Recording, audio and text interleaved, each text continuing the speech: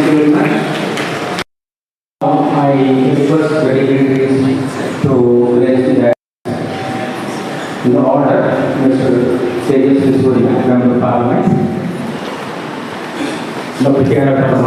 Chairman, Mr. Rahul, Executive Vice President, and Dr. Nagaraj, Principal of Engineering College.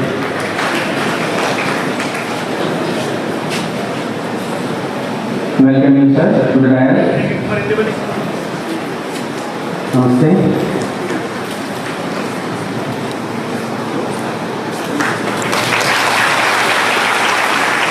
We welcome you, sir, on behalf of AMC City Group Cambridge institutions and all the faculty members of these institutions and teaching and non-teaching staff, invited guests, parents and students.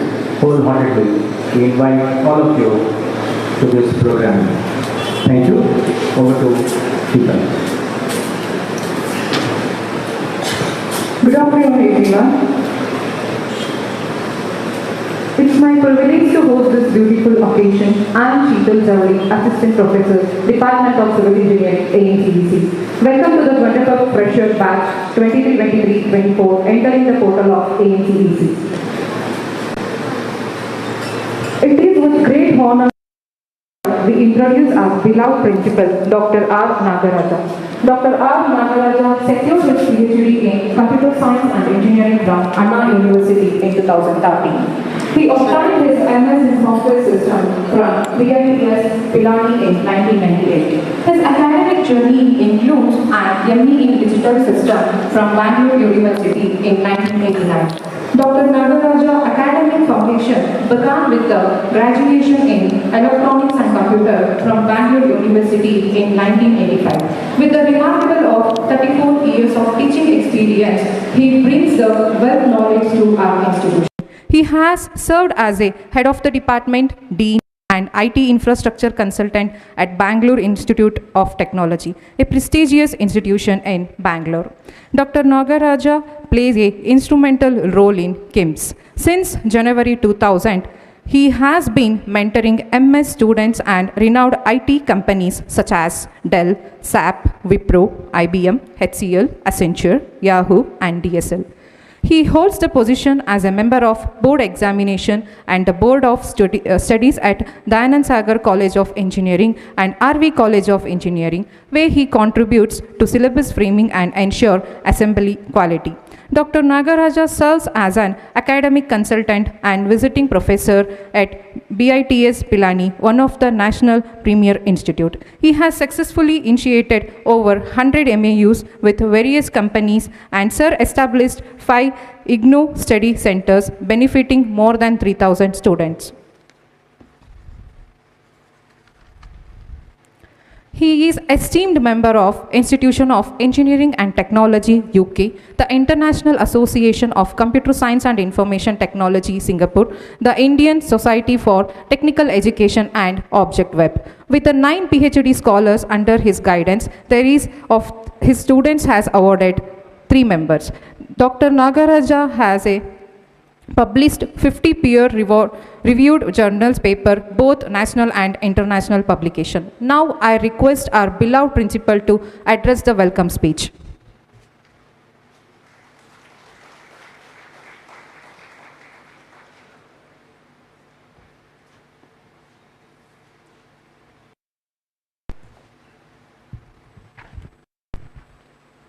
Ellarigu namaskara. Very good afternoon and warm welcome to all esteemed guests present here today. Myself, Dr. R. Nagaraja, Principal of AMC Engineering College, is proud to welcome dignitaries on the dais and to present a glimpse of educational institutions run by Paramamsa Foundation Trust and achievements of AMC Engineering College. Education opens doors to limitless possibilities. It unlocks opportunities, creating better future for the people. Those who get an education have higher incomes, have more opportunities in their lives, and tend to be healthier. Societies benefit as well. lack of access to education is considered the root of poverty. Having learned the impact of education, our Honorable Chairman Dr. K.R. Paramamsa Sir established Paramamsa Foundation Trust in the year 1983 to provide quality education right from primary school to research level in the field of engineering, commerce and management. Sir obtained postdoctoral degree in Doctor of Letters from Tumkur University, PhD and MBA from California University, and graduated from esteemed Indian universities. Sir, I proudly welcome you for today's inaugural function with a flower pot.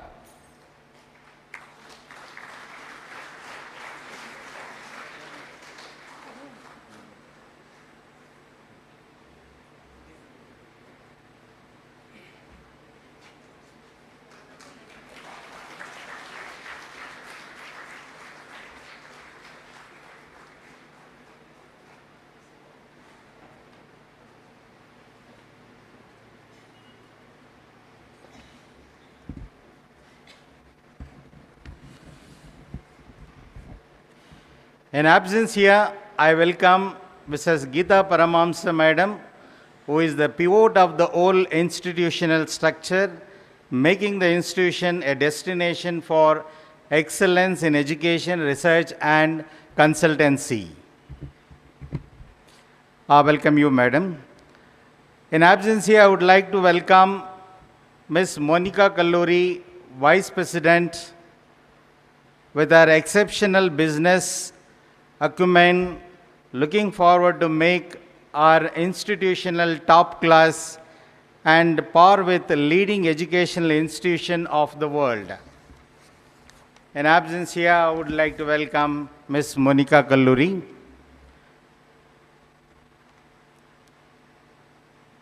Ms. Monica Kalluri holds a Bachelor of Management degree from Brunel University, London, MBA from London South Bank University, UK, a course on corporate governance from Harvard University, USA.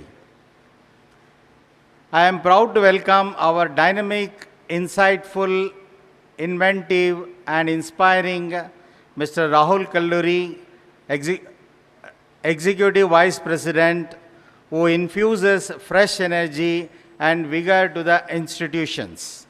Sir has obtained bachelor degree in engineering from Warwick University, UK, MS from University College of London, UK, and a course on entrepreneurship and management from Stanford University, USA.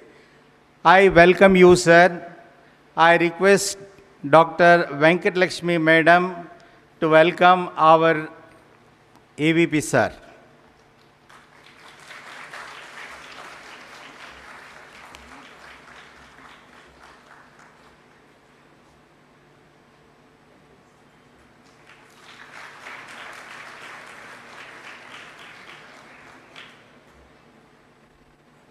It's my proud privilege to welcome Honorable Member of Parliament, Bangalore South, Shri TEJASVI Surya.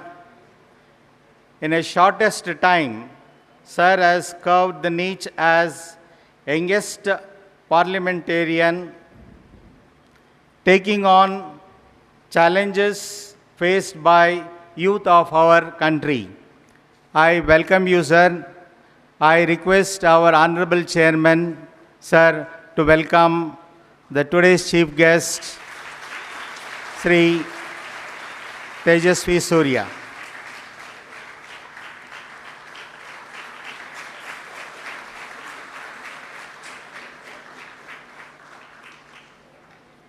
I also welcome the principals, vice principals, deans, HODs, professors, faculty and staff of IMC institutions, and today's first semester students of the batch 22-23 for this inaugural function.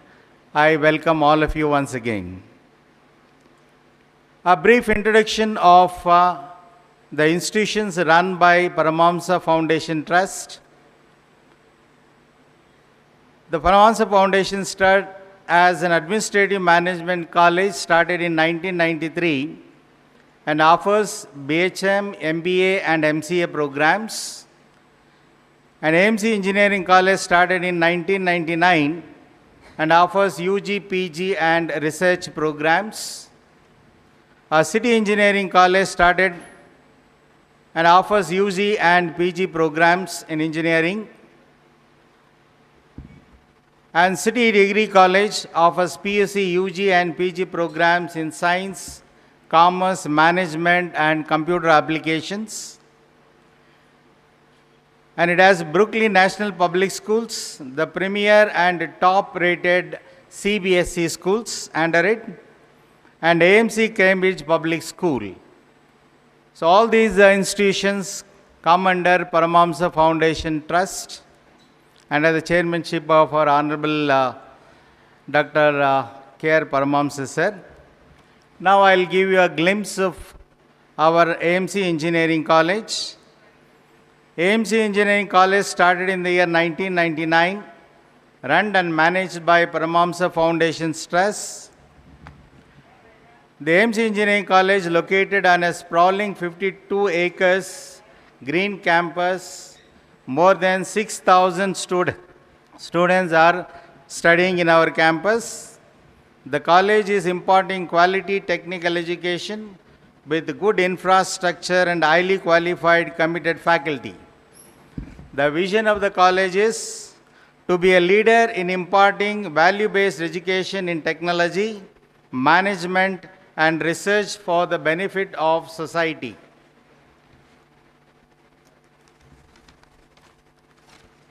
The college offers BE courses in 11 disciplines, including latest areas like artificial intelligence, data science with an intake of 1,140, and MTech degrees in 5 specializations with a total intake of 97, PG programs, MBA with an intake of 120, and MCA with an intake of 180, and it offers research program, PhD degree in 10 different disciplines. There are 27 research scholars awarded in different disciplines from VTO recognized AMC research centers. A total 57 research scholars are pursuing PhD. The total number of eligible guides in AMC Engineering College research centers are around 33. So AMC Engineering College has a permanent affiliation from VTU and Government of Karnataka.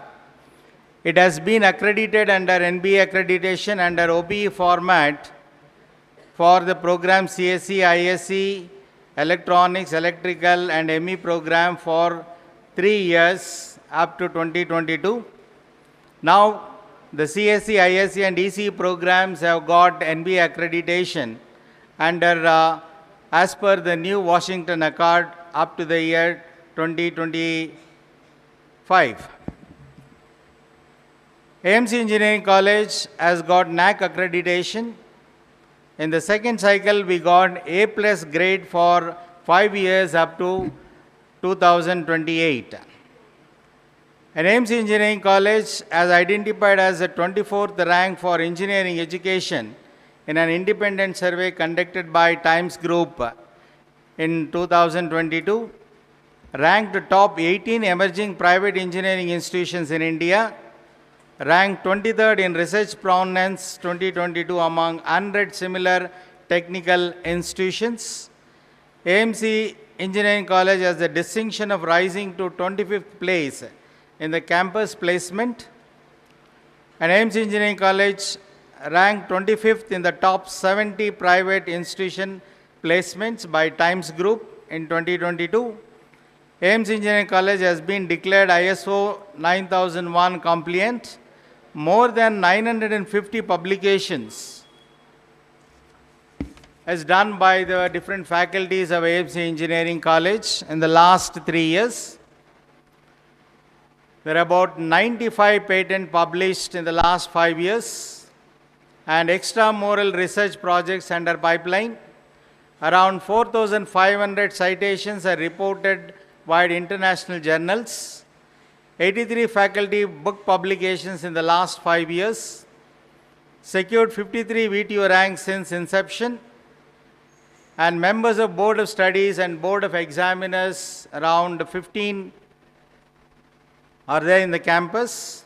We have a free access of Coursera, Harvard Business publication, but for both faculty and students for promoting skill through self-learning. It's a momentous occasion for AMC Engineering College as a project batch of mechatronics engineering students guided by Professor Rakesh TG have developed an innovative humanoid which earned the distinction of Best Project at the exhibition held in BIT and RVIT Bangalore. A state-level Best Project of the Year automated manhole cleaner sponsored by KSCST at AET. AMCE student Mrs. Dhruva M of first year has won runner-up in the 24th Intercollegiate State Level Athletic Meet at VTU Belagavi in 2023 and third place in 100 meters sprint. Nearly 100% VTU results are obtained in the last 8th semester and 90% VTU results we obtained in the last first semester for the year 22-23. And Ms. Arshita from Computer Science and Engineering received Best Student Award from IEEE Student Chapter. Rakshita from MTech secured first rank in VTU 2023 and third rank in VTU 2023 is obtained by Mekela of Mechatronics Department. And for the Smart India Hackathon 2023, 30 teams have been selected and registered. Kavach 2023, the grand finale national level cyber security hackathon was held in our college as a nodal center for the entire South Indian region. The MOE Innovation Cell, ACT, along with the Bureau of Police Research and Development and Indian Cyber Coordination Centers were involved in this hackathon program.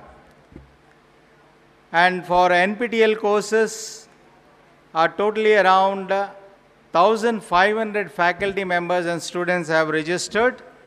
And for the course era in the last 2 years, about 500 students have been registered. Out of that, 410 have completed the course. And from the faculty, around 406 have registered and 102 have completed.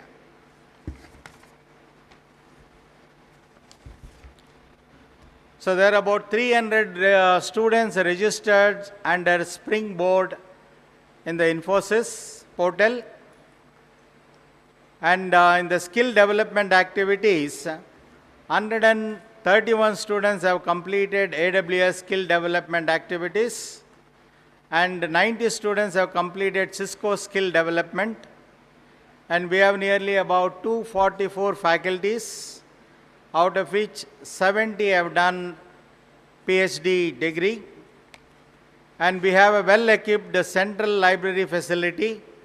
A total number of books available around 75,000 and about 15,000 titles exist and around 8,000 e-journals and we have 28,000 e-books.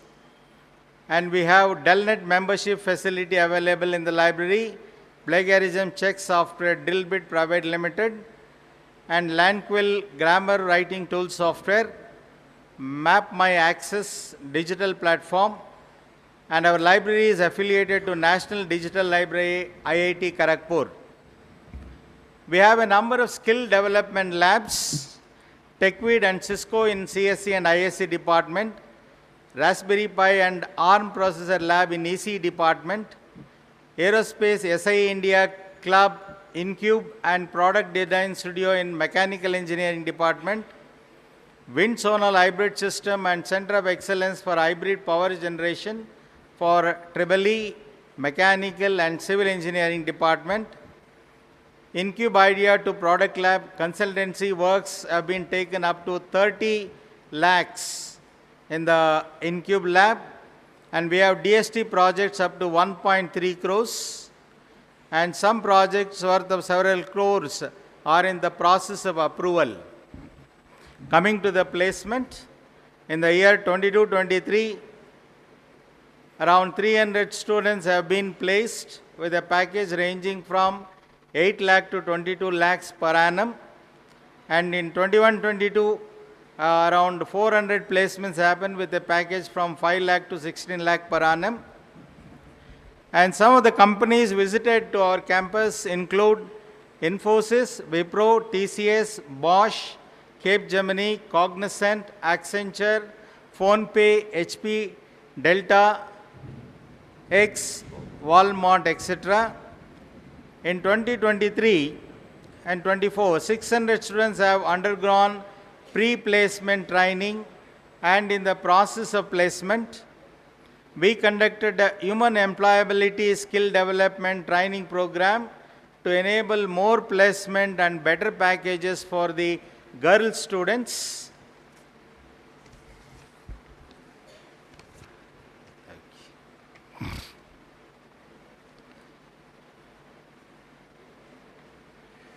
So we have NSS regularly conducts special campaigning programs in MOFSILS areas for the upliftment of the society free from gender sensitization and pollution.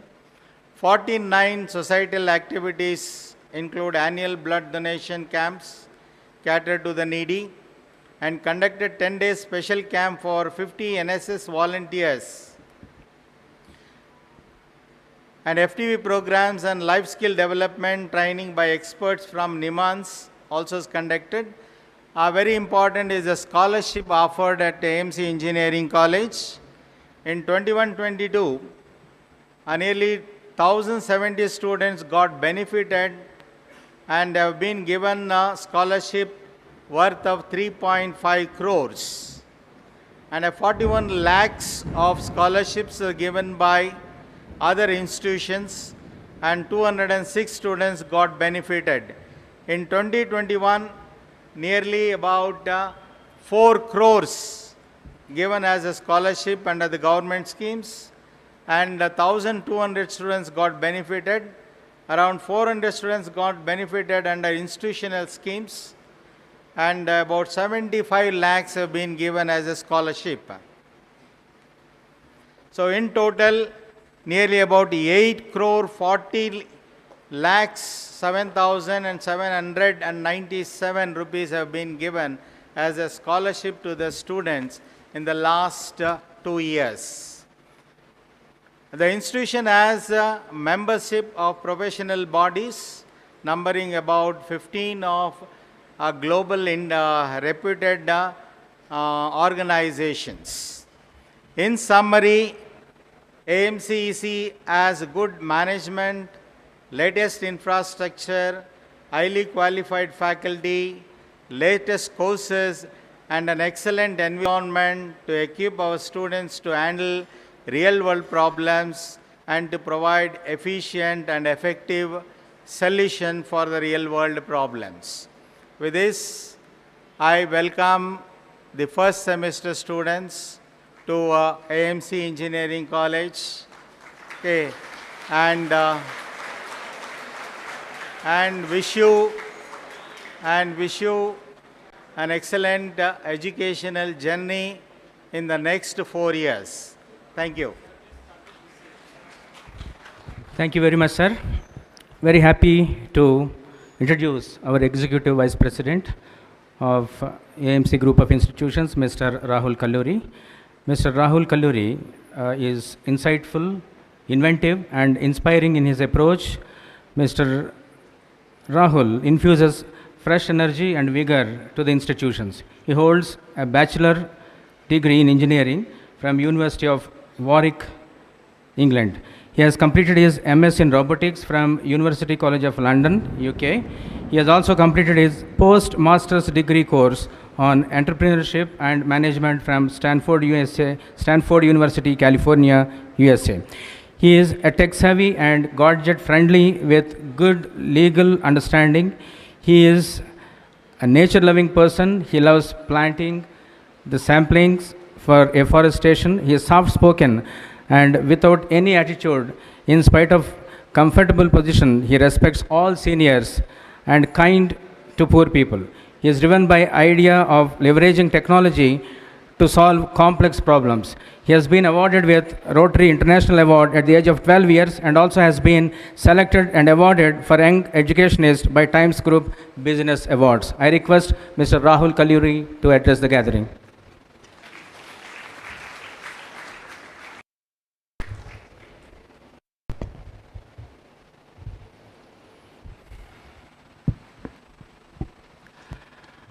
Namaskara. Good afternoon and Jai Hind. A warm welcome to the honorary members on the dais, the chief guest for today's program, our Honorable MP, Shri TEJASVI Surya, who is ever dynamic and probably one of the best orators of this generation. Our chairman, the principal, the faculty, the parents, and the students of the 25th cohort of AMC Engineering College.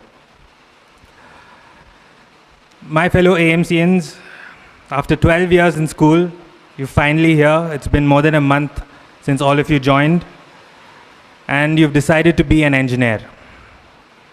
And I'm glad you chose this program because as a fellow engineer, I must say engineering is beautiful. It connects people, brings communities together, creates technologies to make life easier, and makes the world a safer place to live in.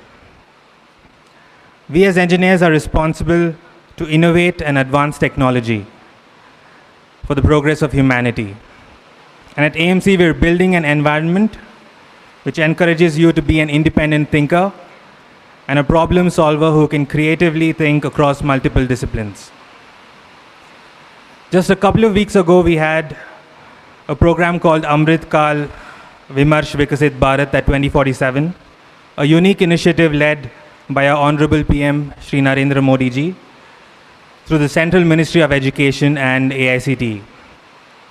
This was to start a dialogue between the industry and academia and to connect the best minds across the country with corporates and government leaders. And in this talk, we realized that the mere attainment of educational degrees is not enough anymore. And there's a huge gap between what the industry needs and the skills of our graduates. And by 2030, 1/3 of the jobs that are existent right now will vanish. And new jobs will be created for which new skill sets are required. This can only be solved through a collaborative effort through the government, industry, and academia. And at AMC, we strive for our faculty to not teach students on what to think, but how to think. And it's not just filling your heads with knowledge. So we don't aim to be a college where we fill your head with knowledge. We don't want a well-filled mind, but we want a well-formed mind through holistic development. And this is so that you can tackle the ever-changing world in this rapidly changing environment. We all come with inherent talents and thinking patterns which make all of us unique. And college is a chance to express who you are and be yourself. If you want to try something out of the ordinary, please do it. Because it's okay to fail, and unless you try things, you'll never know if you like it. This year, we have a lot of things planned for the holistic development of students, and say yes to every opportunity that comes your way, because it's not just about academics, but also you as a person meeting the potential that you have. So learning and applying this knowledge will help propel you towards your goal. So you can join our student clubs, play a sport on campus, and the friendships you make here will last a lifetime. My friends, we know that education is the backbone of our country's prosperity and economic growth. And not many people have the same opportunity you have today. I hope you can make the best out of it. Wishing you all the very best. Thank you. Thank you very much, sir, for your insightful thoughts about the institutions and ideas, the way you want to take the institutions forward under the umbrella of our beloved chairman. I'm very happy and immensely delighted to introduce the founder chairman of AMC City, Cambridge and Brooklyn institutions, well established for the last 35 years in South Bengaluru. Dr. K.R. Paramhamsa is a progressive thinker with vision to develop educational institutions that deliver quality education in an excellent academic environment from primary education to research and PhD level. Qualification-wise, he is MBA and PhD in management from California University, USA, and has got several diploma degrees in labor laws and management, diploma in ecology and environment, LLB course from Bangalore University. He has been conferred with postdoctoral degree, Doctor of Letters, DLET by Tumkur University. He is member of several professional bodies, former member of Academic Council and Senate of Bangalore University, former member of High Power Committee of Higher Education, Government of Karnataka, former member of Ecology and Environment, member of Bangalore Management Association. Study and training and foreign travel, widely traveled over the globe in USA, UK, Switzerland, Germany, Holland, Japan, Hong Kong, Singapore, Malaysia, Bangkok and Bangladesh. Gained knowledge and experience by visiting these countries and established himself as a well-established educationalist in South Bengaluru for last 35 years. Profession and position is the chairman of Paramahamsa Foundation Trust, Karnataka Associated Colleges, AMC PU College, City Group of Institutions under Jayanagar Education Society, Bhaskara Seva Trust, Cambridge Public School, HSR Layout, President, New Model Education Center, Brooklyn National Public School, RPC Layout, Vijayanagar, and Dr. Paramahamsa ventured into agriculture projects, Kalluri Estates, by acquiring 700 acres coffee estate at Coorg, Sakaleshpur and Chikmagalur.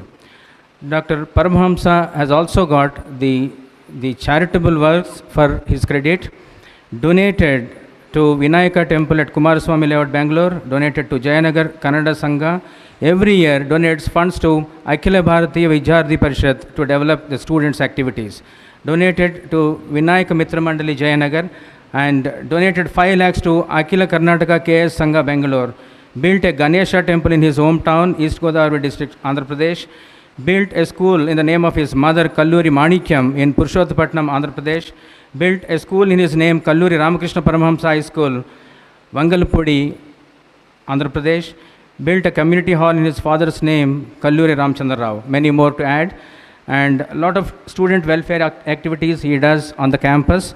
Free education is offered for more than 100 students to study various courses at degree level, postgraduate level and engineering level. Preference for employment is being given to local people, Karnataka backward classes and SC/ST classes in the 1,000-strong employee base at AMC City institutions and Brooklyn schools. With this background, I request our Honorable Chairman to address the gathering.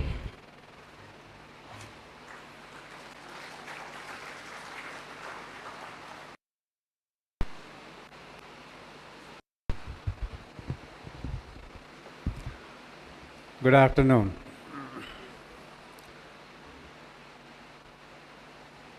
Respected Shri TEJASVI Surya, the Member of Parliament, the Government of India, and the principals, the professors, teaching community and non-teaching staff of this college, and also we heartily welcome all the students who have joined this year for the first year of a BE degree, and I think Masters is in the progress. While we were interacting with our Honorable Member of Parliament, Shri TEJASVI Surya, he was just trying to find out when we have started this institution, how we have started, and I think a little background of it. And we have realized when I started this AMC institutions in 1984, my first, we have coined the name of Administrative Management College. Being a management man, I prefer to have more in the management education. That time our honorable member was not born. But today we have like a chief guest. It's a remarkable achievement by the young dynamic leader today here we have here. And we heartily welcome sir from the point of from the AMC, the family. And everybody is waiting today. They're anxiously wanted to listen to the great words. And we know that we know his orator skills. He speaks continuously on any topic. I also have had an opportunity to listen to him on television, especially in the parliament and outside the parliament, wherever he has to give a few words about the contention or the government's, what exactly they have about the policies of the government.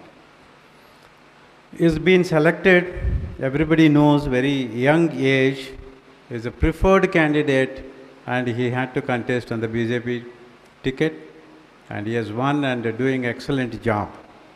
And he has initiated various scholarship programs. So every year, I think so many crores of rupees from the MP funds. He helps the poor people, the scholarship they have initiated to the students. He has been helping. While discussing it with our Rahul sir, he was asking us to apply for some more the governmental, the permissions and agencies wherein he volunteered to help us, the institution, for the cause of education.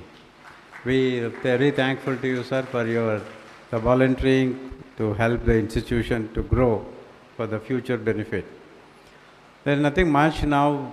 Principal, our AMC EC, he has given very elaborate explanation or a brief about the institution and their achievements and the strong family of the faculty committed for this institution. And even though it is little lengthy, but we really appreciate the achievements of the institution. In future, I've asked him to print all his achievements and give a copy to the chief guest also, whoever sits here. That will be much more easier for us to understand what your achievements are there. Thank you very much on behalf of all the faculty who are all there. For the last 24 years, I think this is our 25th batch, the achievements of the institution. Every institution has to grow and achieve. What we have done here at the institution is, besides a normal teaching, we are being guided by the VTU, and we have to be followed because there is a apex body for us, AICTE and VTU. We need to follow the syllabus of these two institutions. And at the institution, we will not have so much of flexibility in modifying or changing the curriculum. Everyone says in the field, industry-oriented curriculum should be there.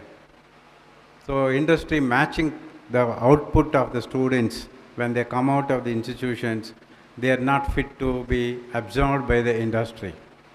Everyone talks, but who prepares it? And who involves in it? Being academicians, we know only the academic matters, but we do not know what an industry requires. And every time I've been mentioning to the people also, industry or the various business houses in a different areas of management. The way now the textile industry takes, the way now the pharmaceutical industry manages, the way in air-conditioned rooms now, what is the big halls, what we manage in the software industry, or cyber security, each one's requirement is different. We cannot teach at the institutions ready-made candidate for an industry. Every time we comment and tell them also. So what is really needed is, as an institution, we can only teach the conceptual things in a broader spectrum. An academician, a professor, can only teach only the basic things, what is already available in a management or in engineering. So that is where the difference comes between industry and this thing. But many places, and we all know that when we want something in a project work, in a company, companies are selfish. They are not giving opportunity to the students to go into the details. They don't give the permission to do the project in the industry, the training. But everybody talks ready-made candidate. Where do we produce a ready-made candidate from institutions is the question. But today, everyone, I think, 80% of the boys and girls who are here are computer related. You have opted for the computer related courses. But what will happen after 4 years, God only knows. The entire world now is concentrating only on computer only. But are we really, you have to assess yourself, are we really fit to do the course? What is your competency? Or how best you are the skilled about in a particular level when you are coming out of the institution? Are you really studying here because your parents are forcing you? Because they wanted to see an engineer coming out of the family. So there are various concerns will be there when we come to an institution. But this is the place, one thing, I don't want to elaborate because everyone is waiting, even including me, waiting to listen to our Honorable MP sir. I think the way he explains, we can meet number of times, we have our own things. But what is more important here with the students is what we promise from institution. Whatever is required for the completion of the engineering course, we have provided. Whatever is further required as per the changing syllabuses, we are ready to provide. And infrastructure, laboratories, the library, good management, and good teaching professors, everything is available at this institution, and nothing, you are not deprived of any facilities at the institution. But what is needed on the other side is your commitment, your attitude to learn, and how best you wanted to improve your skills being the next 4 years is a more important. Concentrate on the education. We are not a small kids, school kids to explain you and tell you everything. And we know you have a very qualified, experienced professors here. There are so many ranks we have produced. There are so many candidates who are in the abroad now, studying and doing for jobs also. The opportunities are plenty in this country. Last 1 decade, we have seen so much of development in this country. So we will continue to do the best next 10 to 15 years in this country. The opportunity, the way it is there, even the government is coming forward in organizing, going to the school level, root levels, and trying to implement, be it the skill training or some other programs, the institutions. Now the politicians, they are coming to the institutions and trying to include in their own way of doing this, developing the entire nation. That is very important now we have. So all that we have is you are in a safe institution. Your career is not going to be at stake, and concentrate more when you are in the campus. Study well, utilize the facilities what the institution is providing. I think already sufficiently our people have spoke very well. Even EVP sir also has explained his vision. So it is a time now for all of us to listen to our Honorable Member of Parliament, Shri TEJASVI SURYA. Thank you very much. Thank you very much, sir. Now I request Dr. Sudarshan sir to give introduction about Honorable Chief Guest, Sri TEJASVI Surya, Member of Bengaluru South.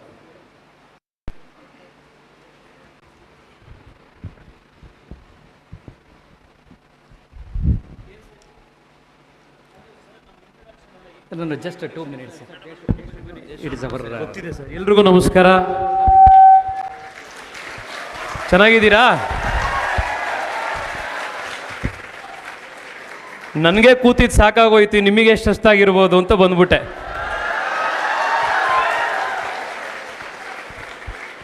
ಊಟ ಗೀಟ ಮಾಡಿದ್ದೀರಾ ಇಲ್ವಾ? ಅಯ್ಯೋ ತುಂಬ ಸಾರಿ. ಆದಷ್ಟು ಬೇಗ ಕಾರ್ಯಕ್ರಮ ಮುಗಿಸೋಣಂತೆ. ಒಂದು ಅರ್ಧ ಗಂಟೆಲಿ ತಡ್ಕೊಳ್ಬೋದಾ? ಪಕ್ಕಾನಾ? ಆಗಲಿ. ಇವತ್ತು ಓಕೆ, ನೋ ಪ್ರಾಬ್ಲಮ್ಸ್. ಎಸ್ ಇವತ್ತು ನಿಮ್ಮೆಲ್ಲರ ಮಧ್ಯದಲ್ಲಿ ಬರುವಂಥ ಒಂದು ಅವಕಾಶ ಸಿಕ್ಕಿದೆ. ಫಸ್ಟ್ ಆಫ್ ಆಲು ನಾನು ಸಂಸ್ಥೆಯ ಮುಖ್ಯಸ್ಥರು ಮತ್ತು ನಾನು ಅವರನ್ನು ಕೇಳ್ತಾ ಇದ್ದೆ.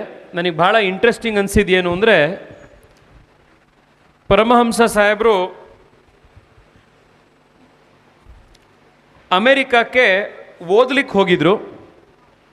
ಓದ್ಲಿಕ್ಕೆ ಹೋದಾಗ ಅಲ್ಲಿನ ಕ್ಯಾಲಿಫೋರ್ನಿಯಾ ಯೂನಿವರ್ಸಿಟಿಯ ಜೊತೆಗೆ ಅವ್ರು ಓದಾದ ಮೇಲೆ ಅಲ್ಲಿಯ ಯೂನಿವರ್ಸಿಟಿ ಜೊತೆಗೆ ಟೈಅಪ್ ಮಾಡಿ ಬೆಂಗಳೂರಿನಲ್ಲಿ ಯಾವುದಾದ್ರೂ ಒಂದು ಸಂಸ್ಥೆ ಶುರು ಮಾಡಿದ್ರೆ ಬೆಂಗಳೂರಿನಲ್ಲಿ ಎಷ್ಟೋ ಜನಕ್ಕೆ ಸಹಾಯನೂ ಆಗತ್ತೆ, ಜೊತೆಗೆ ಒಂದು ವ್ಯಾಲ್ಯೂ ಅಡಿಷನ್ನು ಕೂಡ ಸೊಸೈಟಿಗಾಗತ್ತೆ, ಒಂದು ಇನ್ಸ್ಟಿಟ್ಯೂಷನ್ನು ಶುರು ಮಾಡ್ಬೋದು ಅಂತ at the very Young age of 23 years ಅವರು AMC ಕಾಲೇಜನ್ನು ಪ್ರಾರಂಭ ಮಾಡಿದ್ರು. 23 ವರ್ಷಕ್ಕೆ ಅವರು ಆಗ ಶುರು ಮಾಡಿದಂಥ ಸಂಸ್ಥೆ ಇವತ್ತು ಇಷ್ಟು ದೊಡ್ಡ ಗ್ರೂಪ್ ಆಫ್ ಇನ್ಸ್ಟಿಟ್ಯೂಷನ್ಸ್ ಆಗಿ ಬೆಳೆದಿದೆ. ಇವತ್ತು one of the subjects on which I am keen to address all of you is India startup journey ಅಂತ. ಇದಕ್ಕಿಂತ ದೊಡ್ಡ ಸ್ಟಾರ್ಟಪ್ ಜರ್ನಿಯ, ಆಂಟ್ರಪ್ರಿನೋರಲ್ ಜರ್ನಿಯ ಉದಾಹರಣೆ ನಿಮಗೆ ಸಿಗ್ಲಿಕ್ಕೆ ಸಾಧ್ಯನೇ ಇಲ್ಲ. It's a source of inspiration. ಇಷ್ಟು ದೊಡ್ಡದಾಗಿ ಸಂಸ್ಥೆಯನ್ನು ಸಣ್ಣದಾಗಿ ಪ್ರಾರಂಭ ಮಾಡಿ ಅಲ್ಲಿಂದ ಇಲ್ಲಿ ತನಕ ತೆಗೆದುಕೊಂಡು ಬಂದಿರೋವಂಥದ್ದು. I am very happy sir, I got this opportunity to interact with you. ಮಕ್ಕಳು ಮಧ್ಯದಲ್ಲಿ ಬರಲಿಕ್ಕೆ ಅವಕಾಶ ಆಯಿತು. ರಾಹುಲ್ ಅವ್ರ ಜೊತೆಗೆ, ಪ್ರಿನ್ಸಿಪಾಲ್ರ ಜೊತೆಗೆ, ಇಲ್ಲಿರುವಂಥ ಎಲ್ಲ ಟೀಚರ್ಸಿಗೆ ಎಲ್ರಿಗೂ ಕೂಡ ನನ್ನ ನಮಸ್ಕಾರಗಳು. ನನ್ನ ಪ್ರೆಸೆಂಟೇಷನ್ಗೆ ಹೋಗೋದಕ್ಕಿಂತ ಮುಂಚೆ I will request all the all the guest, but ಅದಕ್ಕಿಂತ ಮುಂಚೆ ಜಸ್ಟ್ ಫಾರ್ ದಿಸ್ ಅಕೇಶನ್ ನಾನು ನಿಮಗೆ ಒಂದೇ ರಿಕ್ವೆಸ್ಟ್ ಮಾಡುವಂಥದ್ದು. ಇವತ್ತು ನೀವು ನಿಮ್ಮ ಸೆಮಿಸ್ಟರನ್ನು ಪ್ರಾರಂಭ ಮಾಡ್ತಾ ಇದ್ದೀರಾ. ಈಗ ಜಸ್ಟ್ ಕಾಲೇಜಿಗೆ ಬಂದು ಒಂದು ತಿಂಗಳಾಗಿರ್ಬೋದಲ್ವಾ? ಕರೆಕ್ಟ್ ತಾನೇ? ನಿಮ್ಮಲ್ಲಿ ಮ್ಯಾಕ್ಸಿಮಮ್ ಜನ ಕರ್ನಾಟಕದ ಬೇರೆ ಬೇರೆ ಕಡೆಯಿಂದ ಬಂದಿದ್ದೀರಾ ಅಲ್ವಾ? ತಂದೆ ತಾಯಿಗಳು ನಿಮ್ಮ ಮೇಲೆ ಭಾಳ ನಂಬಿಕೆ ಇಟ್ಟು ನನ್ನ ಮಗ ಮಗಳು ಜೀವನದಲ್ಲಿ ಏನೋ ಮಾಡ್ತಾನೆ, ಏನೋ ಒಂದು ಸಾಧನೆ ಮಾಡ್ತಾರೆ ಅನ್ನೋ ನಂಬಿಕೆ ವಿಶ್ವಾಸದ ಮೇಲೆ ನಿಮ್ಮನ್ನೆಲ್ಲರೂ ಇಲ್ಲಿ ಕಳಿಸಿದ್ದಾರೆ. ಕರೆಕ್ಟ್ ತಾನೆ? ಇಲ್ಲಿ ಸ್ಟೂಡೆಂಟ್ಸಲ್ಲಿ ಕೂತಿದ್ದೀವಲ್ಲ ನಾವು, 99% ನಾವಿಲ್ಲಿ ಕೂತಿರೋರು ಯಾರೂ ನಮ್ಮ ಮನೇಲಿ ಕೋಟ್ಯಾಂತರ ರೂಪಾಯಿ ದುಡ್ಡನ್ನು ಇಟ್ಕೊಂಡು ಯಾರೂ ಇಲ್ಲಿ ಬಂದಿಲ್ಲ. ಕರೆಕ್ಟ್ ತಾನೆ? ಇರ್ಬೋದು ಯಾರಾದರೂ ಇದ್ರು, ಬಟ್ 99% ಸಾಮಾನ್ಯ ಮಿಡಲ್ ಕ್ಲಾಸು ತಂದೆ ತಾಯಿ ಕೆಲಸ ಮಾಡಿ ಕಷ್ಟಪಟ್ಟು ದುಡ್ಡನ್ನು ಉಳಿಸಿ ನಮ್ಮ ಮಗ ಮಗಳು ನಮಗಿಂತ ಜೀವನದಲ್ಲಿ ಮೇಲೆ ಬರಬೇಕು ಅಂತ ನಮ್ಮನೇಲಿ ಕಳಿಸಿರೋದು. ಕರೆಕ್ಟ್ ತಾನೆ?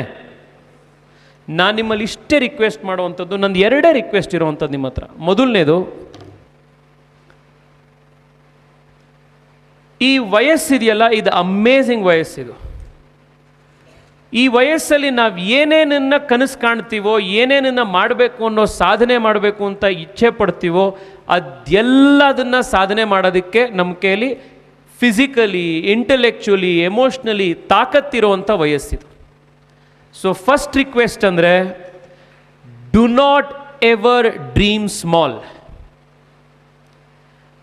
ನಮಗೆ ಹಾಸಿಗೆ ಇದ್ದಷ್ಟು ಕಾಲು ಚಾಚಿ ಅಂತ ಮನೇಲಿ ಹೇಳಿರ್ತಾರೆ, ಆದರೆ ಅದು ಹಿಂದಿನ ಜನ್ರೇಷನ್ ಕತೆ ಆಗಿರ್ಬೋದು.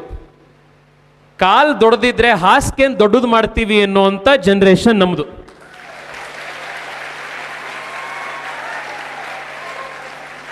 ದೊಡ್ಡದಾಗಿ ಕನಸು ಕಾಣಿ. ಕನಸು ಕಾಣೋದ್ರನ್ನೇ ನಾವು ಕನಸು ಕಾಣೋದನ್ನೇ ಸಣ್ಣದಾಗಿ ಕನಸು ಕಾಣಕ್ಕೆ ಶುರು ಮಾಡಿದ್ರೆ ಯಾಕೆಂದರೆ ಪ್ರತಿಯೊಂದು ಸಾಧನೆಯೂ ಕೂಡ ಯೋಚನೆಯಿಂದ ಪ್ರಾರಂಭ ಆಗೋದು. ಕರೆಕ್ಟ್ ತಾನೇ? ಇಲಾನ್ ಮಸ್ಕು ಮಾರ್ಸಿಗೆ ಹೋಗಬೇಕು ಅಂತ ಕನಸು ಕಾಣ್ತಾ ಇದ್ದಾನೆ. Imagine the scale of the dream. ಮಾರ್ಸಿಗೆ ಹೋಗಬೇಕು and we want to colonise Mars ಅನ್ನೋದು ಅವ್ನ ಡ್ರೀಮ್. ಅಂಥ ದೊಡ್ಡ ಯೋಚನೆಯನ್ನು ಇಟ್ಕೊಂಡು ಹೋಗ್ತಾ ಇದ್ರೆ ನಾವು ಕೂಡ ನಮ್ಮ ಜೀವನದಲ್ಲಿ ದೊಡ್ಡದಾಗಿ ಕನಸು ಕಾಣಬೇಕು ಅಂತ. ನೀವು ಚಿಕ್ಕದಾಗೆ ಕನಸು ಕಂಡ್ರೆ ನಿಮ್ಮ ಆಸ್ಪಿರೇಷನ್ನೇ ಸಣ್ಣದಿರುತ್ತೆ. If you shoot for the moon, if you shoot for the stars, you will at least land on the moon ಅಂತಾರೆ. ಸೊ ದೊಡ್ಡದಾಗಿ ಕನಸು ಕಾಣಿ. ವಯಸ್ಸಾಗ್ತಾ ಆಗ್ತಾ ನಮಗೆ ಸಹಜವಾಗಿ ಕನಸು ಕಾಣುವಂಥ ಗಾತ್ರನೇ ಕಡಿಮೆ ಆಗ್ತಾ ಹೋಗುತ್ತೆ. This is the age to dream. ಇದು ಮೊದಲನೇದು. ಎರಡನೇದು, ನಾನು ನನ್ನ ಜೀವನದಲ್ಲಿ ಅರ್ಥ ಮಾಡ್ಕೊಂಡಿರೋಂಥ ಒಂದು ಸಣ್ಣ ಅನುಭವ ನಿಮಗೆ ಹೇಳ್ತೀನಿ. ಸಿಂಪಲ್ ಆಗಿ ಸುಲಭವಾಗಿ ನೀವು ಕೂತಿದ್ದ ಕಡೆ ಯಾವುದು ನಿಮ್ಮ ಜೀವನದಲ್ಲಿ ನಿಮಗೆ ಸಿಗಲ್ಲ. ಏನನ್ನಾದರೂ ಸಾಧಿಸಬೇಕು ಅಂತಂದರೆ ಅದ್ರ ಹಿಂದೆ ಹುಚ್ಚಂತರ ನೀವು ಪ್ರಯತ್ನ ಪಟ್ಟು ಕಷ್ಟಪಟ್ಟು ಎಫರ್ಟ್ ಹಾಕಿದ್ರೆ ಮಾತ್ರ ಅದು ನಮಗೆ ಸಾಧನೆ ಬರೋದು. ಆಮೇಲೆ ನಮ್ಮ ಭವಿಷ್ಯನ ಯಾರೋ ಜ್ಯೋತಿಷಿನೋ ಇನ್ಯಾರೋ ಟಿ ವಿಲಿ ಬಂದು ಹೇಳ್ತಾರಲ್ಲ, ಈ ಪೂಜೆ ಮಾಡಿಸಿ ಆ ಪೂಜೆ ಮಾಡಿಸಿ, ಅಲ್ಲೋಗಿ ತುಪ್ಪದ ದೀಪ ಹಚ್ಚಿಸಿ, ಇಲ್ಲೋಗಿ ಎಳ್ಳನ್ನು ದಾನ ಮಾಡಿ, ಇದು ಯಾವುದರಿಂದನೂ ನಮ್ಮ ಭವಿಷ್ಯ ಉದ್ಧಾರ ಆಗಲ್ಲ. ಅದನ್ನು ನಮ್ಮ ಜೀವನದಲ್ಲಿ ನಮ್ಮ ಪೂರ್ವಜರು ನಮ್ಗೆ ಕಲಿಸ್ಕೊಟ್ಬಿಟ್ಟಿದ್ದಾರೆ. ಪ್ರತಿ ದಿವಸ ನೀವು ಬಹುಶಃ ನಿಮ್ಮ ಮನೇಲಿ ಹೇಳಿರ್ತಾರೆ, ಬೆಳಗ್ಗೆ ಎದ್ದು ಕೆಳಗೆ ಬರೋ ಅಷ್ಟೊತ್ತಿಗೆ ಮುಂಚೆ ಕೈ ಹಿಂಗೆ ಹಿಡಿದು ಕರಾಗ್ರೆ ವಸತೆ ಲಕ್ಷ್ಮೀ ಕರ ಮಧ್ಯೆ ಸರಸ್ವತಿ. ಏನಿದ್ರ ಅರ್ಥ? ಲಕ್ಷ್ಮೀ ಸರಸ್ವತಿ ಗೌರಿ ಎಲ್ಲ ನಮ್ಮ ಕೈಯಲ್ಲೇ ಇದ್ದಾಳೆ ಅಂತ ಅರ್ಥ. ಇದು ಯಾವುದೋ ಇನ್ನೆಲ್ಲೋ ಇದೆ ಅಂತಲ್ಲ. ನಮ್ಮ ಜೀವನದ ಶಿಲ್ಪಿಗಳು ನಾವೇನೆ. Do not ever give any room to weak thoughts. ಇದು ನಿಮ್ಮ ಕೈಲಿ ಆಗಲ್ಲ ಅಂತ ಎಷ್ಟೋ ಜನ ಹೇಳ್ತಾರೆ, ಇದನ್ನು ಸಾಧ್ಯ ಮಾಡೋಕ್ಕಾಗಲ್ಲ ಅಂತ ಹೇಳೋರು ಇರ್ತಾರೆ, ಅಪ್ಪ ಅಮ್ಮ ಹೇಳ್ತಾರೆ, ಟೀಚರ್ಸ್ ಹೇಳಿರ್ತಾರೆ, ಫ್ರೆಂಡ್ಸ್ ಹೇಳಿರ್ತಾರೆ, ಇನ್ಯಾರೋ ಹೇಳಿರ್ತಾರೆ. But never ever give in to weak thoughts. Weak thoughts will kill you. ನಾವು ಬಂದಿರೋ ಅಂಥದ್ದು ಅಪಾರವಾದಂಥ ಸಾಧನೆ ಮಾಡಿ ಹೋಗೋದಕ್ಕೆ. ಇತ್ತೀಚೆಗೆ ನಾರಾಯಣ ಮೂರ್ತಿಯವರು ಒಂದು ಇಂಟರ್ವ್ಯೂ ಕೊಟ್ಟರು, 70 ಗಂಟೆ ಕೆಲಸ ಮಾಡಬೇಕು ಅಂತ. ಅವ್ರನ್ನ ಹಾಕ್ಕೊಂಡು ಟ್ರೋಲ್ ಮಾಡಾಕ್ಬಿಟ್ರೆ ಎಲ್ರೂ. ನಾನು ಹೇಳ್ತಾ ಇದ್ದೀನಿ, ನನಗೆ ಎಷ್ಟೋ ಸತಿ ಅನಿಸುತ್ತೆ, ನಾನು ಸರ್ ಹತ್ರ ಮಾತಾಡ್ತಾ ಹೇಳ್ತಾ ಇದ್ದೆ, ನನಗೆ 24 ಗಂಟೆ ಸಾಕೇ ಆಗಲ್ಲ ಅಂತ ಅನಿಸುತ್ತೆ. ಒಂದು ದಿವಸಕ್ಕೆ ಕೆಲಸ ಮಾಡಬೇಕು ಅಂತಿದ್ರೆ, ಏನಾದರೂ ಸಾಧನೆ ಮಾಡಬೇಕು ಅಂತ ಹುಚ್ಚಿತ್ತು ಅಂತಂದರೆ ನಿಮಗೆ ಟೈಮೇ ಸಾಕಾಗಲ್ಲ. ಆಮೇಲೆ ನಿಮಗೆ ನೀವು ಮಾಡ್ತಾ ಇರೋ ಕೆಲಸ ಕಷ್ಟ ಅಂತಲೂ ಅನಿಸಲ್ಲ, ಅದರಲ್ಲೇ ನಿಮಗೆ ಸಂತೋಷ ಸಿಗ್ತಾ ಹೋಗುತ್ತೆ. ನಾನು ನಿಮಗೆ ಎರಡೇ ರಿಕ್ವೆಸ್ಟ್ ಇರೋದು. ಒಂದು ಅಪಾರವಾದಂಥ ಒಂದು ನಂಬಿಕೆಯನ್ನು, ಕನಸನ್ನು ಕಾಣಿ.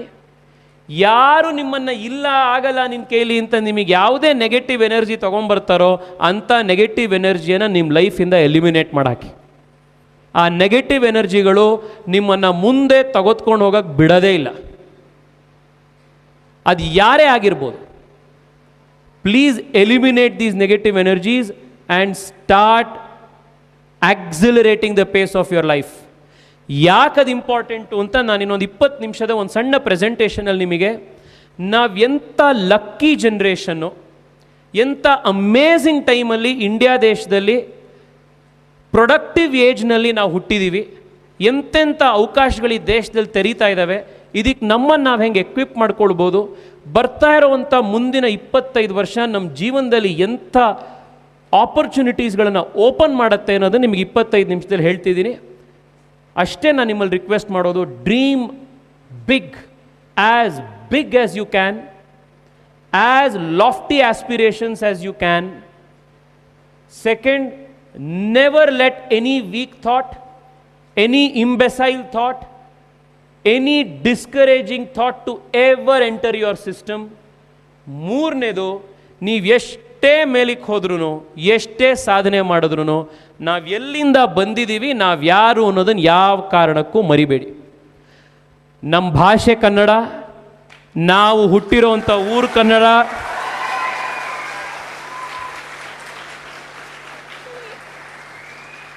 ನಾವು ಬಂದಿರೋ ಅಂಥ ಹಳ್ಳಿ. ನಾನೀಗ ಜಸ್ಟ್ ಇಲ್ಲಿ ಬಂದಾಗ ನನಗೆ ಯಾರೋ ಒಬ್ಬರು ಫ್ಯಾಕಲ್ಟಿಯವರು ನನಗೆ ಹೇಳಿದ್ರು ನಮ್ಮೂರು ಚಿಕ್ಕಮಂಗ್ಳೂರು, ನಮ್ಮ ಮನೆ ನಾವು ಬಸವನಹಳ್ಳಿ ಅಂತ. ನಾನು ಹೇಳಿದೆ ಹೌದಾ ಸರ್, ನಮ್ಮ ಮನೆ ಅಲ್ಲೇ ಗೌರಿ ಕಾಲುವೆ ಹತ್ರ ಇರೋದು ಅಂತ ನಾನು ಹೇಳಿದೆ. ನಾವು ಹುಟ್ಟಿರೋವಂಥ ಮನೆ ಸಣ್ಣದೇ ಇರ್ಬೋದು, ನಾವು ಮಾತನಾಡುವಂಥ, ನಾವು ಬಂದಿರೋವಂಥ ಊರು, ನಾವು ಬಂದಿರೋವಂಥ ಮನೆ ಬಡತನ ಇರ್ಬೋದು, ಸಣ್ಣದಿರ್ಬೋದು, ನಾವು ಮಾತನಾಡುವಂಥ ಭಾಷೆ ಹೀಗೆ ಇರ್ಬೋದು. ಆದರೆ ನಮ್ಮನ್ನು ಇವತ್ತು ಈ ರೀತಿ ಮಾಡಿದೆ ಅಂದರೆ ಅದೇ ನಮ್ಮ ತಂದೆ ತಾಯಿ, ಅದೇ ನಮ್ಮೂರು, ಅದೇ ನಮ್ಮ ಭಾಷೆ, ಅದೇ ಮಣ್ಣು ನಮ್ಮನ್ನು ಈ ರೀತಿ ಮಾಡಿರೋದು. ಏನೇ ಮಾಡಿದ್ರೂ ಕೂಡ ಈ ಹೆಮ್ಮೆ ನಮ್ಮ ಮೇಲಿರಲಿ, ನಮ್ಮ ಬೇರುಗಳ ಮೇಲೆ ಒಂದು ನಂಬಿಕೆ ವಿಶ್ವಾಸ ಇರಲಿ. ಈ ಮೂರನ್ನು ನೆನಪಿಟ್ಕೊಂಡು ನಿಮಗೆ 4 ವರ್ಷ ನಿಮ್ಮ ಕಾಲೇಜಿನ ಲೈಫ್ ಇದೆ. ಅಮೇಝಿಂಗ್ ಆಪರ್ಚುನಿಟೀಸ್ ಇರೋವಂಥ 4 ವರ್ಷ ಇದು. ನಾನು ಹೇಳಿದ್ನಲ್ಲ, ನಮ್ಮ ಅಪ್ಪ ಅಮ್ಮ ಯಾರೂ ಕೋಟ್ಯಾಂತರ ರೂಪಾಯಿ ದುಡ್ಡನ್ನು ಏನೋ ರೆಡಿ ಮಾಡಿಬಿಟ್ಟು ನೀವು ಆರಾಮಾಗಿ ಹೆಂಗೆ ಓತ್ಲಾ ಹೊಡ್ಕೊಂಡು ಹೋದ್ರೂ ವಾಪಸ್ ಹೋದ್ಮೇಲೆ ನಿಮಗೆಲ್ಲ ವ್ಯವಸ್ಥೆ ಇದೆ ಅನ್ನೋರು ಯಾರಿಲ್ಲ ಇಲ್ಲಿ. ನಾವು ಕಷ್ಟಪಟ್ಟರೆ ನಮ್ಮ ಲೈಫು. ಇದು ರಿಯಾಲಿಟಿ. ಇದು ನಾನು ಪಾಲಿಟಿಕ್ಸಲ್ಲೂ ಪ್ರತಿ ದಿವಸ ನೋಡ್ತಿರ್ತೀನಿ. ನೀವು ನಾಳೆ ಬೇರೆ ಕಾಲೇಜಿಂದ ಹೊರಗಡೆ ಹೋಗಿ ಬಂದಮೇಲೆ ನೀವು ಇದೇ ರಿಯಾಲಿಟಿನ ಪ್ರತಿ ದಿವಸ ಫೇಸ್ ಮಾಡ್ತೀರಾ. ಕಷ್ಟಪಟ್ಟು ಕೆಲಸ ಮಾಡೋಕ್ಕೆ ಏನು ಹಾರ್ಡ್ ವರ್ಕ್ನ ಸ್ಟ್ಯಾಮಿನಾ ಮಸಲ್ ಬೇಕು ಅದನ್ನ ಇವಾಗಿಂದ ಬಿಲ್ಡ್ ಮಾಡ್ಕೊಳ್ತಾ ಹೋಗಿ. ಬರ್ತಾ ಇರುವಂಥ 25 ವರ್ಷ ಭಾರತದ ಗೋಲ್ಡನ್ ಇಯರ್ಸ್ ಇದು. ಆ್ಯಂಡ್ ನಾವು ಏನನ್ನು ಮುಟ್ತೀವಿ ಕರೆಕ್ಟಾಗಿ ಇನ್ನೊಂದು 25 ವರ್ಷದಲ್ಲಿ ಅದು ನಮಗೆ, ದೇಶಕ್ಕೆ, ಪ್ರಪಂಚಕ್ಕೆ ಚಿನ್ನ ಆಗುತ್ತೆ. ಅದು ನೆಕ್ಸ್ಟ್ 25 ಇಯರ್ಸಲ್ಲಿ ಭಾರತಕ್ಕಿರುವಂಥ ಒಂದು ಪೊಟೆನ್ಷಿಯಲು. ಅದು ನಾವೆಲ್ಲರೂ ಕೂಡ ಉಪಯೋಗಿಸ್ಕೊಳ್ಳೋಣ. ನಿಮಗೆ ಮತ್ತು ಸಂಸ್ಥೆಗೆ ಎಲ್ಲ ರೀತಿಯ ಶುಭಾಶಯಗಳನ್ನು ಕೋರಿ ಇವತ್ತು ನಿಮ್ಮ ಮಧ್ಯೆ ಬರಲಿಕ್ಕೆ ಪ್ರಾಂಶುಪಾಲರು, ಚೇರ್ಮನ್ ಸಾಹೇಬರು, ರಾಹುಲ್ ಎಲ್ಲರೂ ಕೂಡ ಅವಕಾಶ ಮಾಡಿಕೊಟ್ಟಿದ್ದಾರೆ. Wish all of you the very best. ನನಗೆ ತಿಳಿಸಿದ್ರು 12:30 1 ಗಂಟೆಗೆ ಬಂದಿದ್ದೀರಾ ಅಂತ. ಭಾಳ ಜನದ್ದು ಬಹುಶಃ ತಿಂಡಿ ಊಟ ಕೂಡ ಆಗಿಲ್ಲ. ನಾನು ಬೆಳಗ್ಗೆ ಹೊರಟಾಗ ನನಗೆ ಎಷ್ಟು ಹಶ್ವಾಗಿತ್ತು ಅಂತಲೇ ಮಧ್ಯಾಹ್ನ ಇಲ್ಲಿ ಬರೋದಕ್ಕಿಂತ ಮುಂಚೆ 1 ನಿಮಿಷ ನಿಮ್ಮ ಪ್ರಿನ್ಸಿಪಾಲ್ ಚೇಂಬರಲ್ಲಿ ಹೋಗಿ ಒಂದು ಚಪಾತಿ ತಿಂದು ಲೇಟ್ ಆಗುತ್ತೆ ಅಂತ ಬೇಗ ಬಂದೆ. ಗೊತ್ತಿದ್ದಿದ್ರೆ ನೀವು ತಿಂದಿರಲಿಲ್ಲ ಅಂತ. ನೀವು ತಿನ್ನೋವರೆಗೂ ನಾನು ಊಟ ಮಾಡ್ತಿರಲಿಲ್ಲ, ನಿಮ್ಮ ಜೊತೆಗೆ ಒಟ್ಟಿಗೆ ಊಟ ಮಾಡಿರ್ತಿದ್ದೆ. ಆದರೆ ಒಂದು ಅರ್ಧ ಗಂಟೆ ನೀವು ಸ್ಟಾರ್ಟಪ್ ಇಂಡಿಯಾ ಕಾನ್ಸೆಪ್ಟ್ನಲ್ಲಿ ಕಳೆದ 9 ವರ್ಷದಲ್ಲಿ ಸರ್ಕಾರ ಏನೇನೆಲ್ಲ ಕೆಲಸ ಮಾಡಿದೆ, ನಾಳೆ ನಿಮ್ಮ ಸ್ಕೂಲು ಕಾಲೇಜ್ ಮುಗಿಸಿ ನೀವು ಸ್ಟಾರ್ಟಪ್ ಮಾಡಬೇಕು ಅಂತಂದರೆ ಏನೇನೆಲ್ಲ ಅವಕಾಶ ಇದೆ ಅನ್ನೋದ್ರ ಬಗ್ಗೆ ಒಂದು 20-25 ನಿಮಿಷದ ಒಂದು ಪ್ರೆಸೆಂಟೇಷನ್ ಕೊಡಬೇಕು ಅಂತಿದೆ. ನಿಮಗೆ ಆಸಕ್ತಿ ಇದೆಯಾ ಇದನ್ನು ಕೇಳಲಿಕ್ಕೆ? ಇಲ್ಲ, ಭಾಳ ಹಶ್ವಾಗಿದೆ ಅಂದರೆ ನಾನು ಇನ್ನೊಂದು ದಿವಸ ಬರ್ತೀನಿ, ಏನು ಸಮಸ್ಯೆ ಇಲ್ಲ. ಪರವಾಗಿಲ್ವಾ? 30 ಮಿನಿಟ್ಸ್ ನನ್ನ ಮಾತು ಕೇಳಿಸ್ಕೊಳ್ತೀರಾ? Sure? Done. Thank you so much. ನಮಸ್ಕಾರ. Thank you very much, sir, for your inspiring thoughts. And I request the organizers to clear the stage. And I request all the delegates to occupy the front row of the chairs. Thank you very much.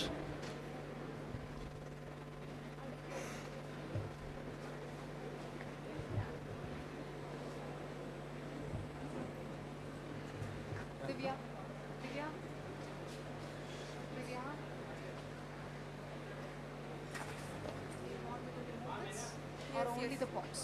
You can remove the table.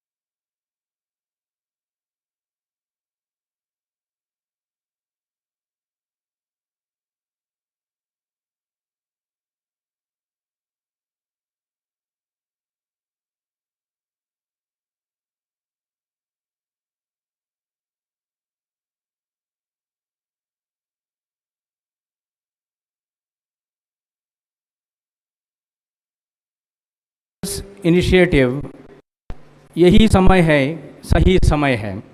Under that, the training the youth throughout the country has begun, understanding the areas of growth and development of the country. The future is academia, industry interaction, skill development, science and technology, artificial intelligence, data science, cloud computing, research and development. These are the areas.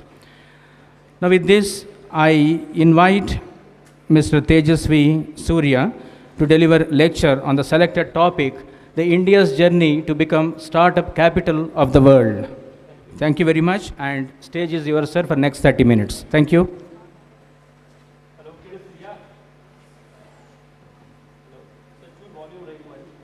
Last second ಕೇಳಿಸ್ತೀಯಾ ಎಲ್ರಿಗೂ? Yeah. So ಇದರಲ್ಲಿ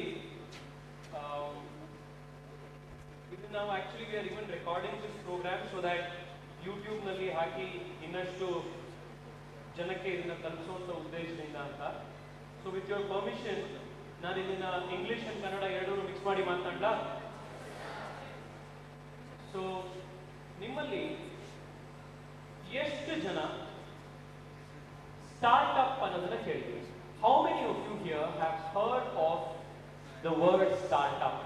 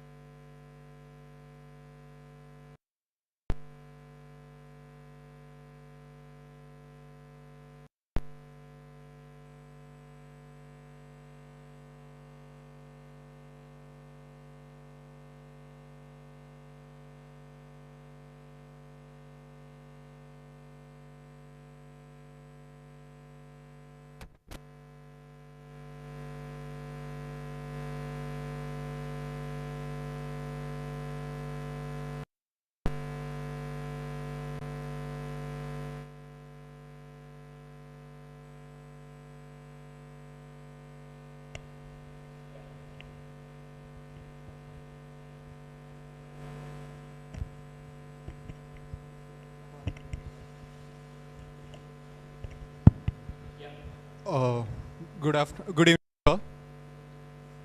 A startup is setting a financial organization efficiently, which serves even the country and people very efficiently.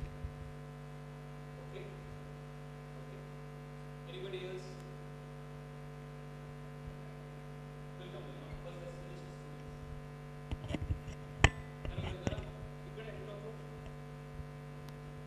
Startups. Anybody wants to? It can be wrong. It's okay. I'll tell you something very interesting. Okay. Now, 2 weeks ago, one of school ಹೋಗಿ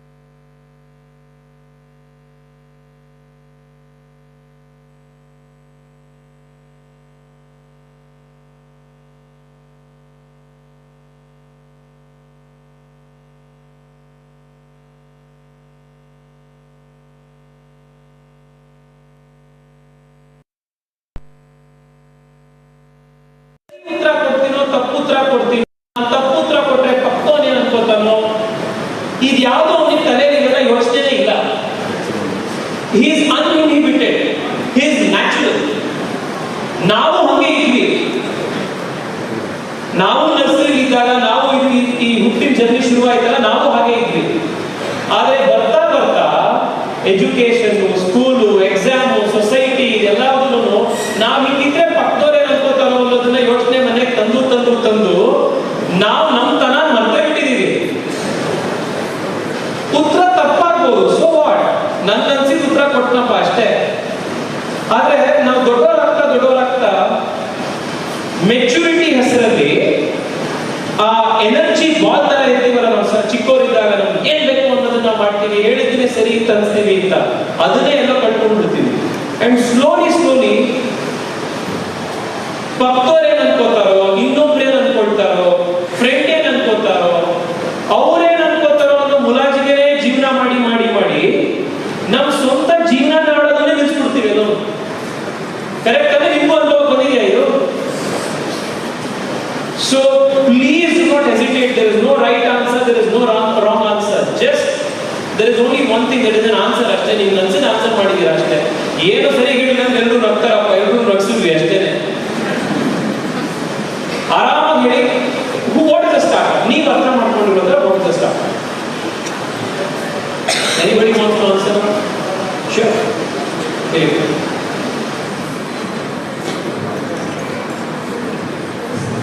Startup is a company started by one or more entrepreneurs who want to build their product or start a service for something which it isn't provided, like which is in demand. Super. Very interesting to you. He spoke about a financial organization, which means that you're starting an organization which has a for-profit motive, which is going to either give a product or a service which is solving a particular problem. That way you're adding some value to society, right? And you're getting paid for either providing that service or creating that product. So this essentially is a startup. And like you said, it is generally used or rather based on a technology platform. So in startups, another than first year before I went to the slide, I wanted to understand whether you are even aware of what a startup is, whether we know the existing startups in the economy today, and what it essentially means. Now what this is proving, Andre, I will tell you something. About 10 years ago, I was in college. And if 10 years ago a guest had come and perhaps asked this question, I would have no answer to give. And perhaps the guest himself would not be asking a question as to what is a startup. Because before 10 years ago, there did not exist a vibrant startup culture or ecosystem in the country. If it has started today, it is thanks to this one man, the Prime Minister of this country, Narendra Modi. Now, while introducing this presentation, one of your faculty was using a few words, right? I was asking Rahul earlier, ನಿಮ್ಮ entrepreneurship cell ಇದೆಯಾ? He said yes, incubation center ಇದೆ, ಮತ್ತೊಂದಿದೆ. Imagine ಮಾಡಿ, ನಮ್ಮ ಇಡೀ vocabulary, school, college, youngsters ಮಧ್ಯೆ vocabulary ದೇಶದಲ್ಲಿ ಇವತ್ತು startup, bootstrapping, venture capital, incubation, angel investing, round A, round B funding, IPO, exits, valuation of a company, unicorn. Have you heard of all of these terms? Are you familiar with these terms? All of these terms were absolutely foreign, had no place in a young Indian's vocabulary just a few years ago. today, all across the country, it's not that this is a phenomenon in Bangalore. It's a phenomenon all through the country, especially in tier 1 and tier 2 cities, that the common young Indian today, his lingua has changed, his language has changed, and he's speaking of valuations, he's speaking of startup, he's speaking of angel investing, he's speaking of incubation, bootstrapping, angel investment, pitching an idea. This is an indication that there is something interesting that is happening in the country. The generation before us,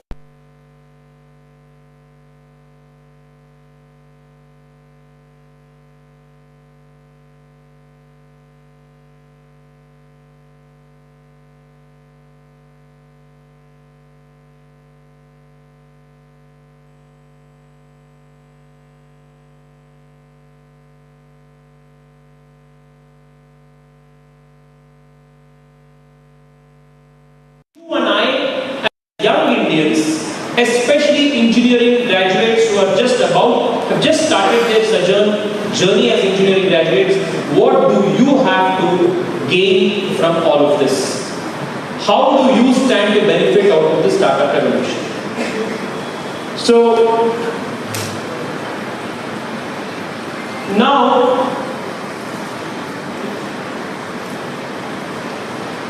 it is in the early 1900s that the notion of a startup emerged. Most of the global companies today, the multinational companies, whether it is Apple, whether it's Microsoft, whether it's Google, whether it is, Cisco, many of these companies, which are household names across the world today, most of them started out as a small entrepreneurial kickstart, which was called as a startup.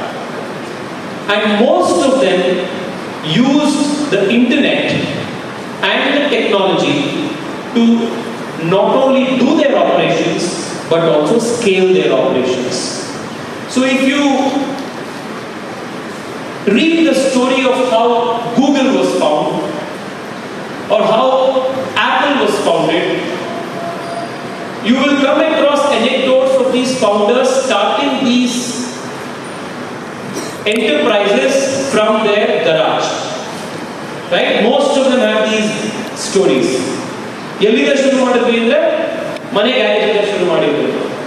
Right? That's how most of these multinational giants started. So this was essentially a phenomenon in the West, in the United States primarily, and allinda Europe bantu, ಬೇರೆ ಕಡೆ ಬಂತು, ಎಲ್ಲ ಕಡೆ ಆಗ್ತಾ ಹೋಯಿತು. ನಮ್ಮ ದೇಶದಲ್ಲಿ ನೀವು ಫೇಸ್ಬುಕ್ ಇದೆ, ಟೆಸ್ಲಾ ಇದೆ, ಲಿಂಕ್ಡ್ಇನ್ ಇದೆ, ಗೂಗಲ್ ಇದೆ, ಇದೆಲ್ಲ after 2000 is when this gained massive momentum all over the world.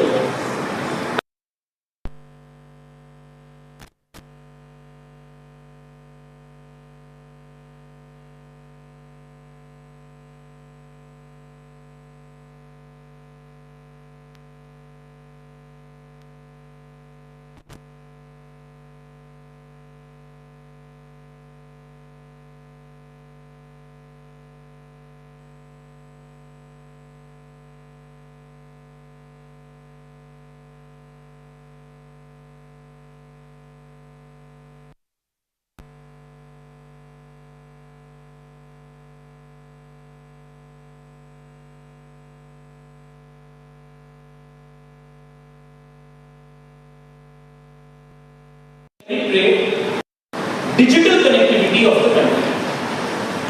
So the initial internet, initial telecommunications infrastructure and ecosystem, and the IT policy, and starting up and encouraging of the IT parks, all of that began and got a lot of thrust and encouragement during the 1998 to 2004 kind of a period. So that's when it started slowly. Chikode start ಆಯಿತು ಅಂತಾರಲ್ಲ ಆ ಥರ.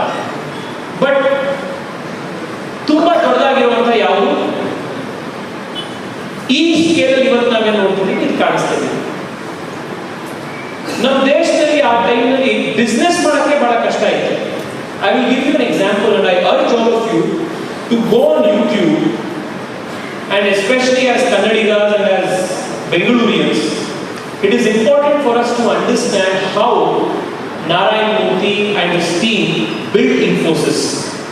Because Infosys is that one name which is synonymous with India's IT revolution.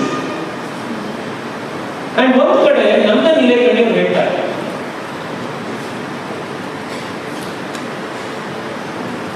Narayan Murthy in an interview says that when they began Infosys and they had to import computers from America, he had to visit Delhi 50 times, and it took him 3 years.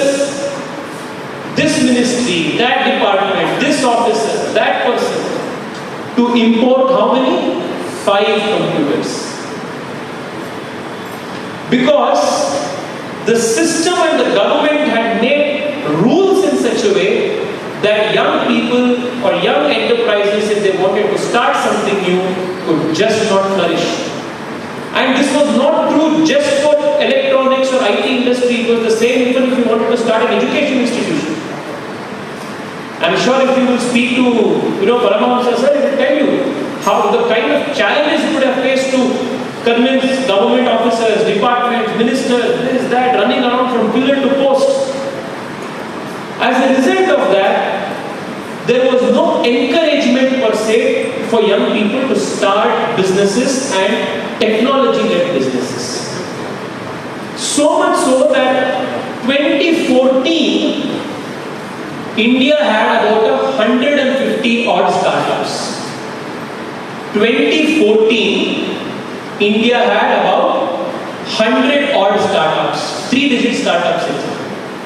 You know how many startups are there in India today? How many startups? 1,25,000 registered startups in the last 9 years.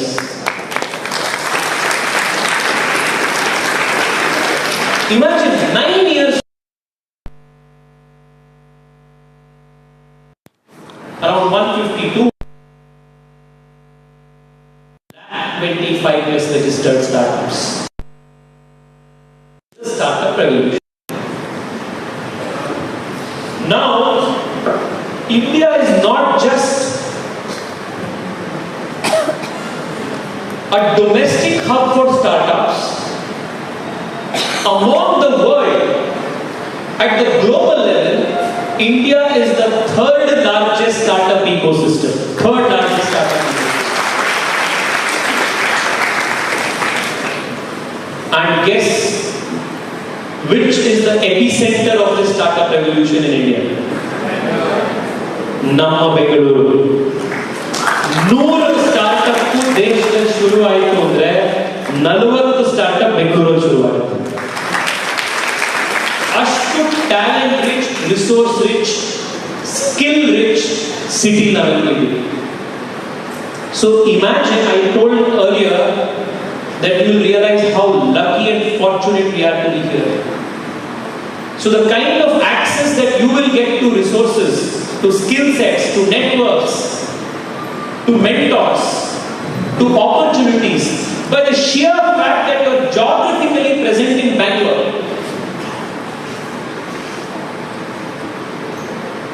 You are so lucky. Idu Bangalore alli irodadಕ್ಕೆ ಇಷ್ಟೊಂದು advantages ಇದೆ. So keeping this in mind, let us understand how the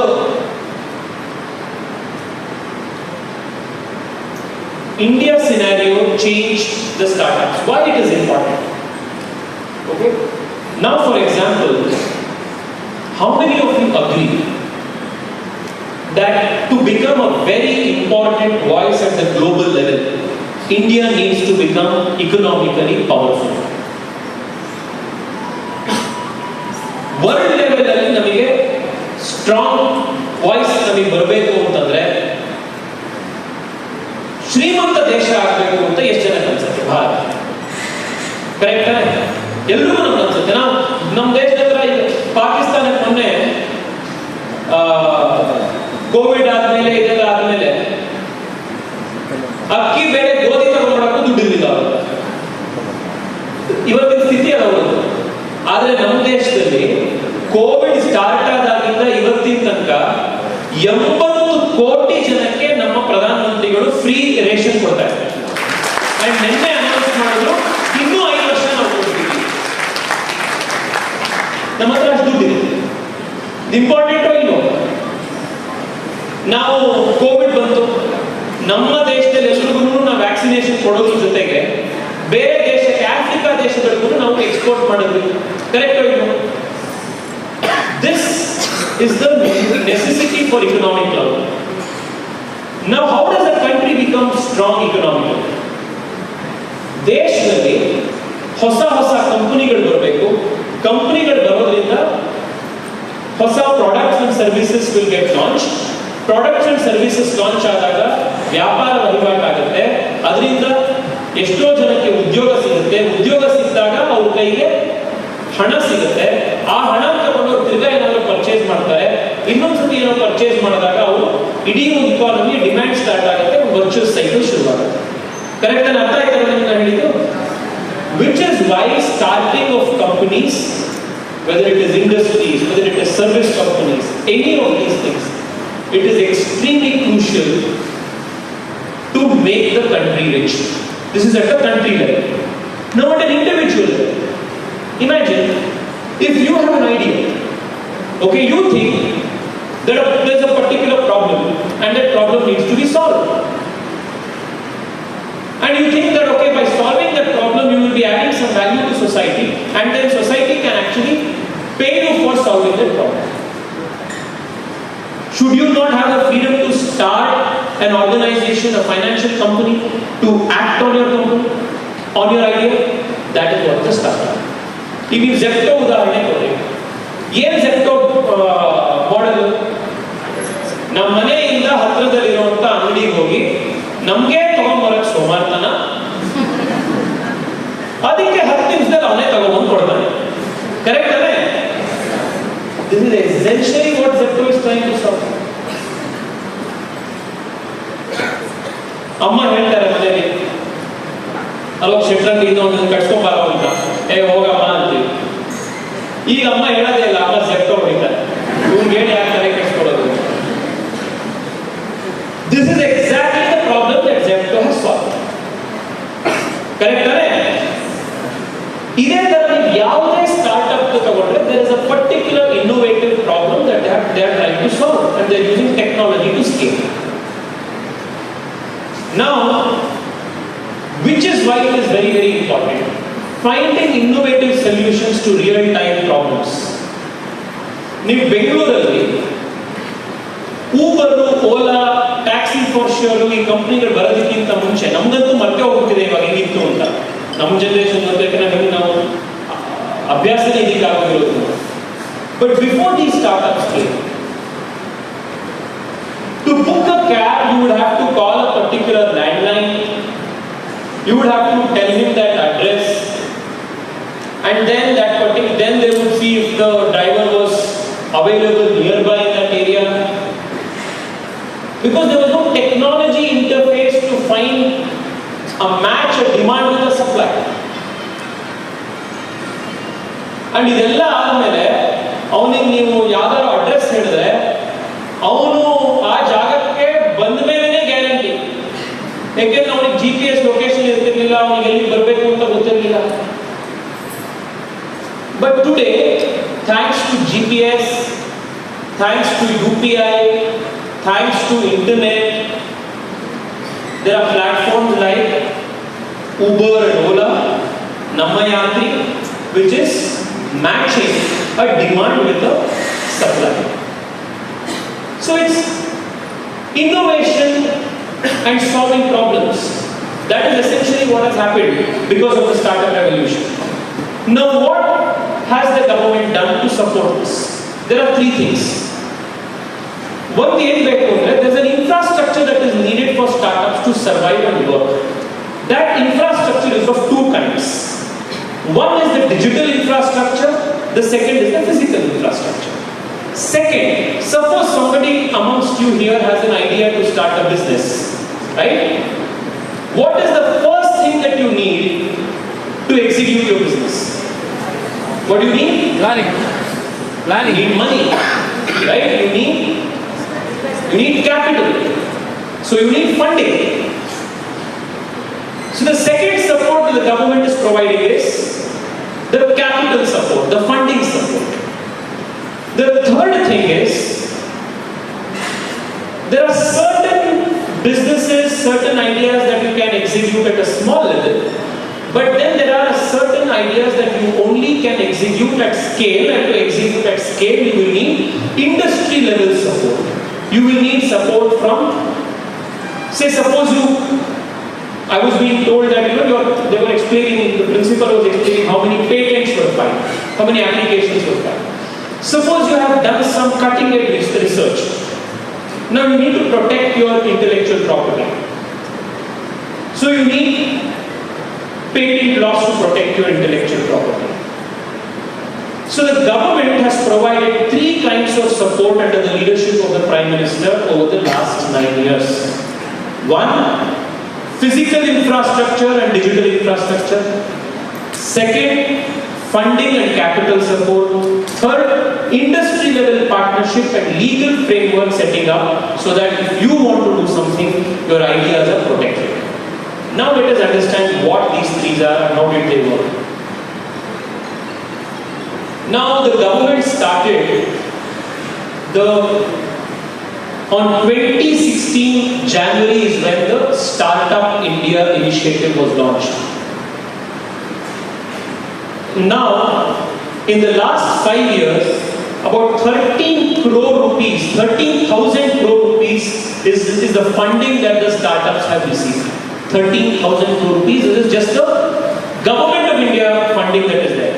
If, for example, you will know that an Ola or Uber or Zepto or Paytm or Amazon Pay, all of these have millions of dollars of investment from foreign venture capitalists. It's not government funding, but this is government funding of 13,000 crore rupees just to start up, just to start your company. And then you do something big, you approach the VCs, you approach the angels, and then they will give you money. So now I will give you an example of the digital infrastructure that was created. Okay? Now what is this digital infrastructure? I will give you a very simple example that all of you can relate to. Governments all across the world till now had only built physical infrastructure. Now what is physical infrastructure? Building a highway, building a port, airport, expressway, metro, suburban rail. These are all examples of physical infrastructure. So essentially this is what the governments all around the world had built. The only government in the whole world to build public digital infrastructure upon which people outside of the government apparatus could build products and services. The only government and the only country to have built digital public infrastructure at population scale is Bharat. Now what do we mean by digital public goods infrastructure? An example of what is a digital public infrastructure. Can anybody give an example?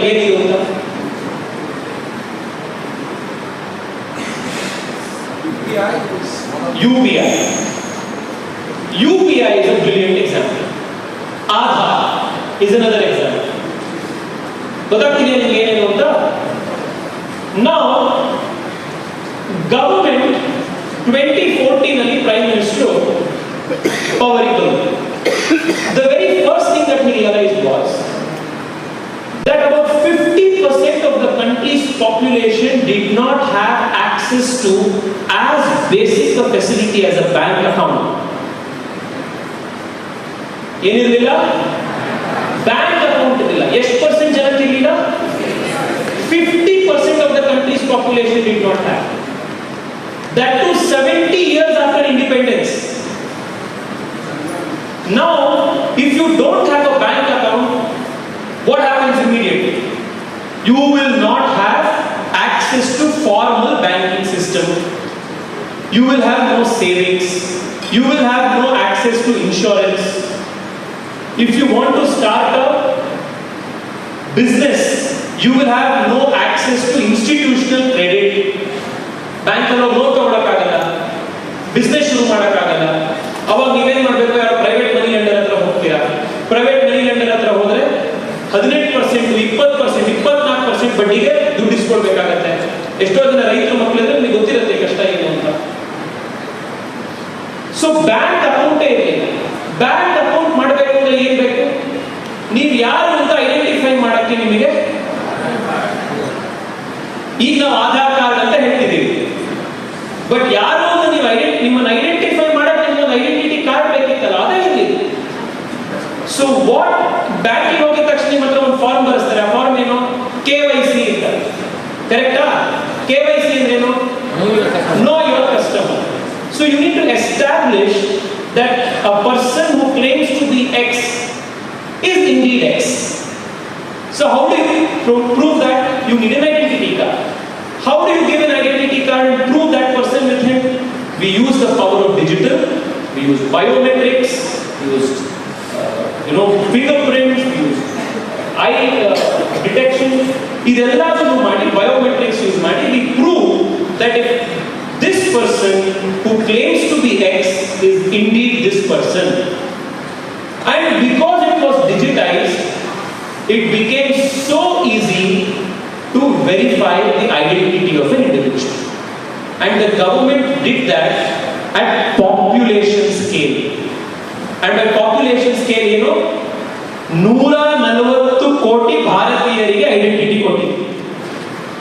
140 ಕೋಟಿ ಅಂತಂದ್ರೆ ದೇಶದ ಯಾವ ದೇಶದಲ್ಲೂ ಈ ಜನಸಂಖ್ಯೆ ಇಲ್ಲ.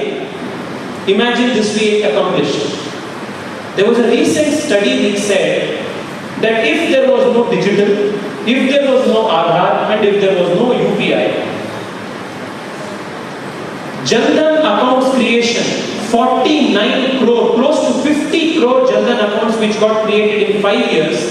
It would have taken 45 years to create that many bank accounts. ಅರ್ಥ ಆಗ್ತಿದೆಯಾ ನಿಮಗೆ? ಈ ಯಾವುದೇ ಡಿಜಿಟಲ್ ಟೆಕ್ನಾಲಜಿನ ಗವರ್ಮೆಂಟ್ ಯೂಸ್ ಮಾಡದಲ್ಲೇ ಇದ್ದಿದ್ರೆ 49-50 ಕೋಟಿ ಭಾರತೀಯರಿಗೆ ಬ್ಯಾಂಕ್ ಅಕೌಂಟ್ ಓಪನ್ ಮಾಡ್ಸಕ್ಕೆ ನಾವೇನು 5 ವರ್ಷದಲ್ಲಿ ಮಾಡಿದ್ವಿ, ಅದನ್ನ ಮಾಡಕ್ಕೆ 45 ವರ್ಷ ಬೇಕಾಗಿರ್ತಿತ್ತು. This was the recent study. Now I will give you an example of digital public goods: Aadhaar, UPI, NPCI, all of these things. Now I tell you how this is being used. How government built this, but there are private people who are helping you to make your life easier. ನಮ್ಮ ಮನೆ ಗಿರಿನಗರ, ನಮ್ಮ ಮನೆಯಿಂದ ನಾನು ಏರ್ಪೋರ್ಟಿಗೆ ಹೋಗಬೇಕು. ಏರ್ಪೋರ್ಟಿಗೆ ಹೋಗಿ ನಾನು ಏನು ಮಾಡ್ತೀನಿ?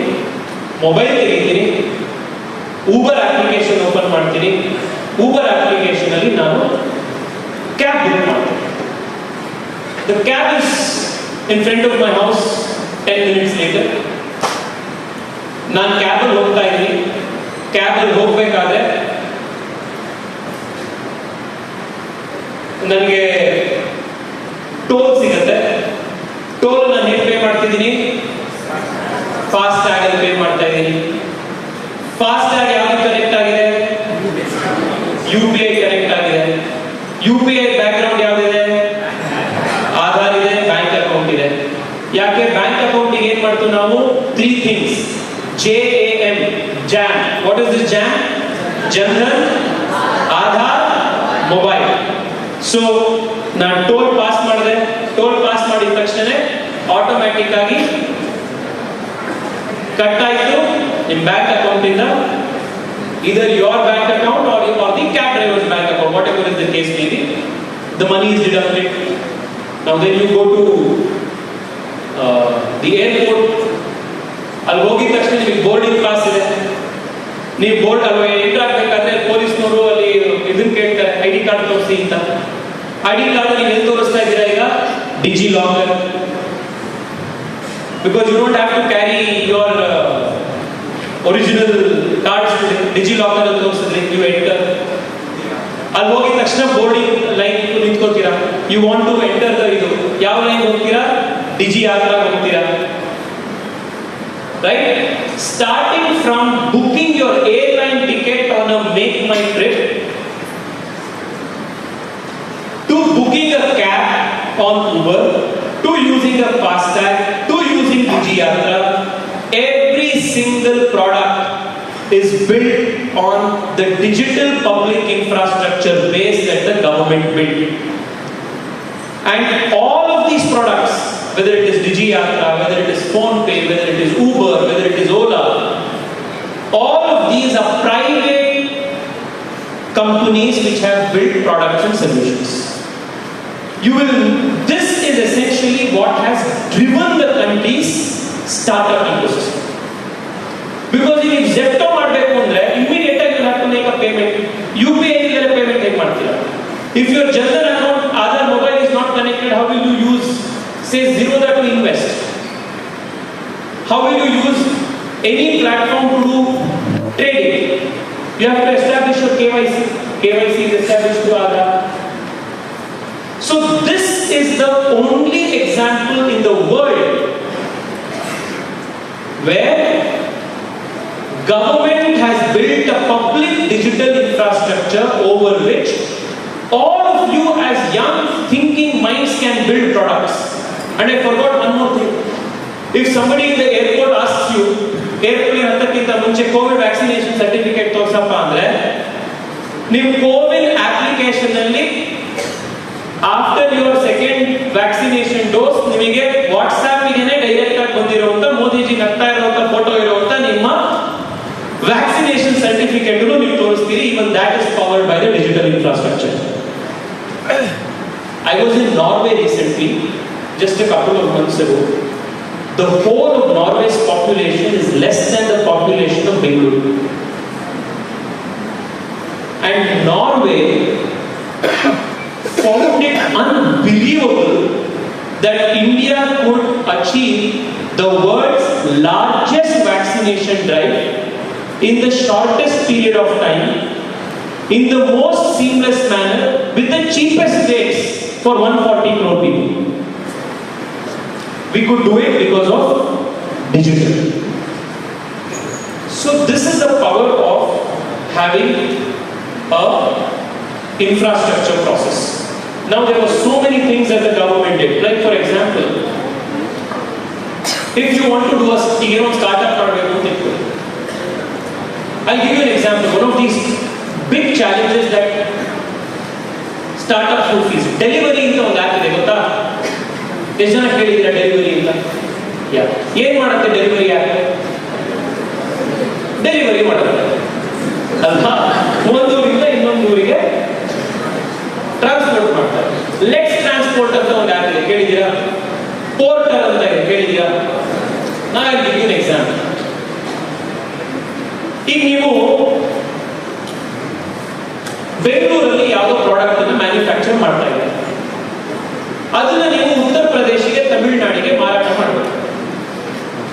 ನೀವು ಇಲ್ಲಿಂದ ಒಂದು ವೆಹಿಕಲ್ಗೆ ನೀವು ಅದನ್ನೆಲ್ಲ ಫೀಡ್ ಮಾಡಿಬಿಟ್ಟು ಅದನ್ನ ಕಳಿಸ್ತೀರ. ಅದನ್ನ ಕಳಿಸಿದಾಗ ಮುಂಚೆ ಏನಾಗ್ತಾ ಇತ್ತು ಅಂದ್ರೆ, ಇಲ್ಲಿಂದ ನೀವು ಹೊಸೂರು ದಾಟಿದ ತಕ್ಷಣನೇ ತಮಿಳುನಾಡಿನಲ್ಲಿ ಬಾರ್ಡರ್ ಹಿಡ್ಕೊಳ್ಳೋದು. ಇಲ್ಲಿ ನೀವು ಉತ್ತರ ಪ್ರದೇಶಕ್ಕೆ ಹೋಗ್ಬೇಕು ಅಂದ್ರೆ ಎಷ್ಟು ಸ್ಟೇಟ್ಸ್ ಕ್ರಾಸ್ ಮಾಡ್ಕೊಂಡು ಹೋಗ್ಬೇಕಿತ್ತು. ಎಲ್ಲಾ ಸ್ಟೇಟ್ ಬಾರ್ಡರ್ ನಿಲ್ಲಿಸಬೇಕಿತ್ತು, ಎಲ್ಲಾ ಸ್ಟೇಟ್ ಬಾರ್ಡರ್ ಪೇಪರ್ ತೋರಿಸ್ಬೇಕಿತ್ತು, ಪ್ರತಿ ಇದ್ರದ್ದು ರೋಡ್ ಟ್ಯಾಕ್ಸ್ ಕಟ್ಟಬೇಕಿತ್ತು, ಮತ್ತೊಂದು ಟ್ಯಾಕ್ಸ್ ಕಟ್ಟಬೇಕಿತ್ತು, ವ್ಯಾಟ್ ಕಟ್ಟಬೇಕಿತ್ತು. ಯಾಕೆಂದ್ರೆ there was no GST in the country. So what did GST do? It essentially created one nation, one market, one nation, one tax. This is exactly what it did.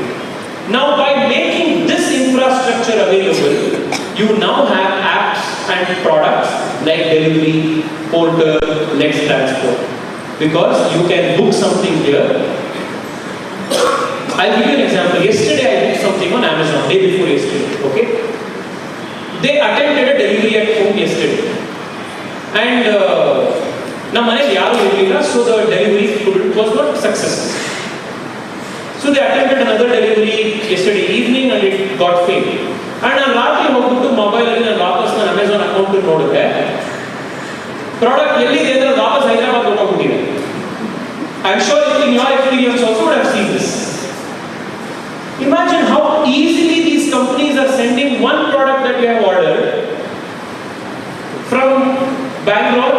They attempted delivery, didn't happen, send it back to Hyderabad. Somebody else orders, the same thing is sent to Lucknow. How did this happen? Because of GST. One nation, one tax, one nation, one market. This is one way of facilitating the whole startup system. The second example.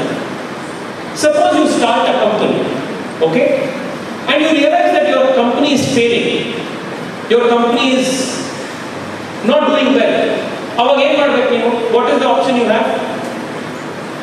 You have to close that company and start something new. Correct?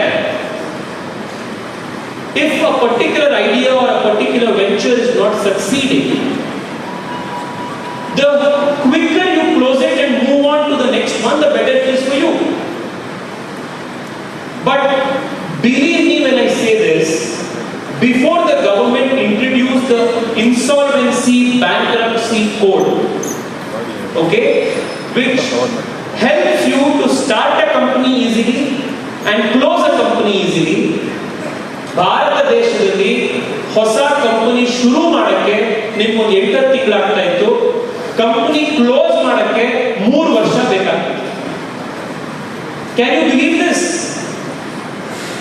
If you had to close down an unprofitable venture, it would take you 3 years. You had to go to High Court, get a liquidator appointed. What all was the procedures? Now what the government did, because startups they are born quickly, most of them die quickly, and something new is started. If you will talk to an entrepreneur, they have identified themselves as serial entrepreneurs. Right? Have you heard of this term? Now when a serial entrepreneur, he started A did not succeed, he started B did not succeed, he started C succeeded, or he started 1, 2, 3 all succeeded. So the ease to start a company and the ease to close a company is what the IBC facilitated. So you had so many laws that were made, right? Like GST was made, IBC was made, labor laws were made. Now labor laws ನಿಮಗೆ ಒಂದು example ಕೊಡ್ತೀನಿ. ಈಗ ಸ್ವಿಗ್ಗಿ ಮತ್ತೆ Zomato delivery boys ಇದ್ದಾರೆ, ಅವರೆಲ್ಲರೂ govern ಮಾಡುವಂತ ಕಾನೂನು ಇದೆ. ಮುಂಚೆ ಆ ಕಾನೂನೇ ಇರಲಿಲ್ಲ, because they are all now considered as gig economies employers. So because the government did that, today directly or indirectly there are more than 23 lakh young people who are employed by these startups. 23 lakh ಜನ employment ಸಿಕ್ಕಿದೆ because these laws were made. Then I spoke about the funding aspect. If you want to start up, ಒಂದು idea ಇದೆ, ನಿಮ್ಮ ಹತ್ರ ದುಡ್ಡೇ ಇದ್ದಾಗ idea ಹೇಗೆ ಶುರು ಮಾಡ್ತೀರಾ, ಅದನ್ನ ಎಕ್ಸಿಕ್ಯೂಟ್ ಹೇಗೆ ಮಾಡ್ತೀರಾ? So there was a 10,000 crore fund that was started, a credit guarantee scheme was available, and intellectual property iduna support code. So today there are 1,000 plus incubators that are enlisted in the startup incubation policy under the Startup India initiative. Now Rahul was making a point when he was speaking to me earlier that he wants to start an incubation center, Atal Innovation Center, supported by the government of India here. Now look at this. In higher education institutions, in 2019 there was 871 innovation centers, and today there are 3,200 plus higher education institutions in the country which have an incubation cell. Now, what is this incubation cell? Let me take a minute to explain to you, because whenever Rahul makes this possible in the institution, it is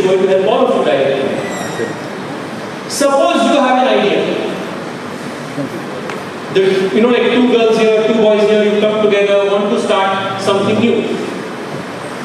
Now somebody should handhold you, mentor you, tell you, okay, this is a good business plan, this is not a good business plan, this is a good go-to-market strategy, this is not good. Maybe you can tweak your plan like this.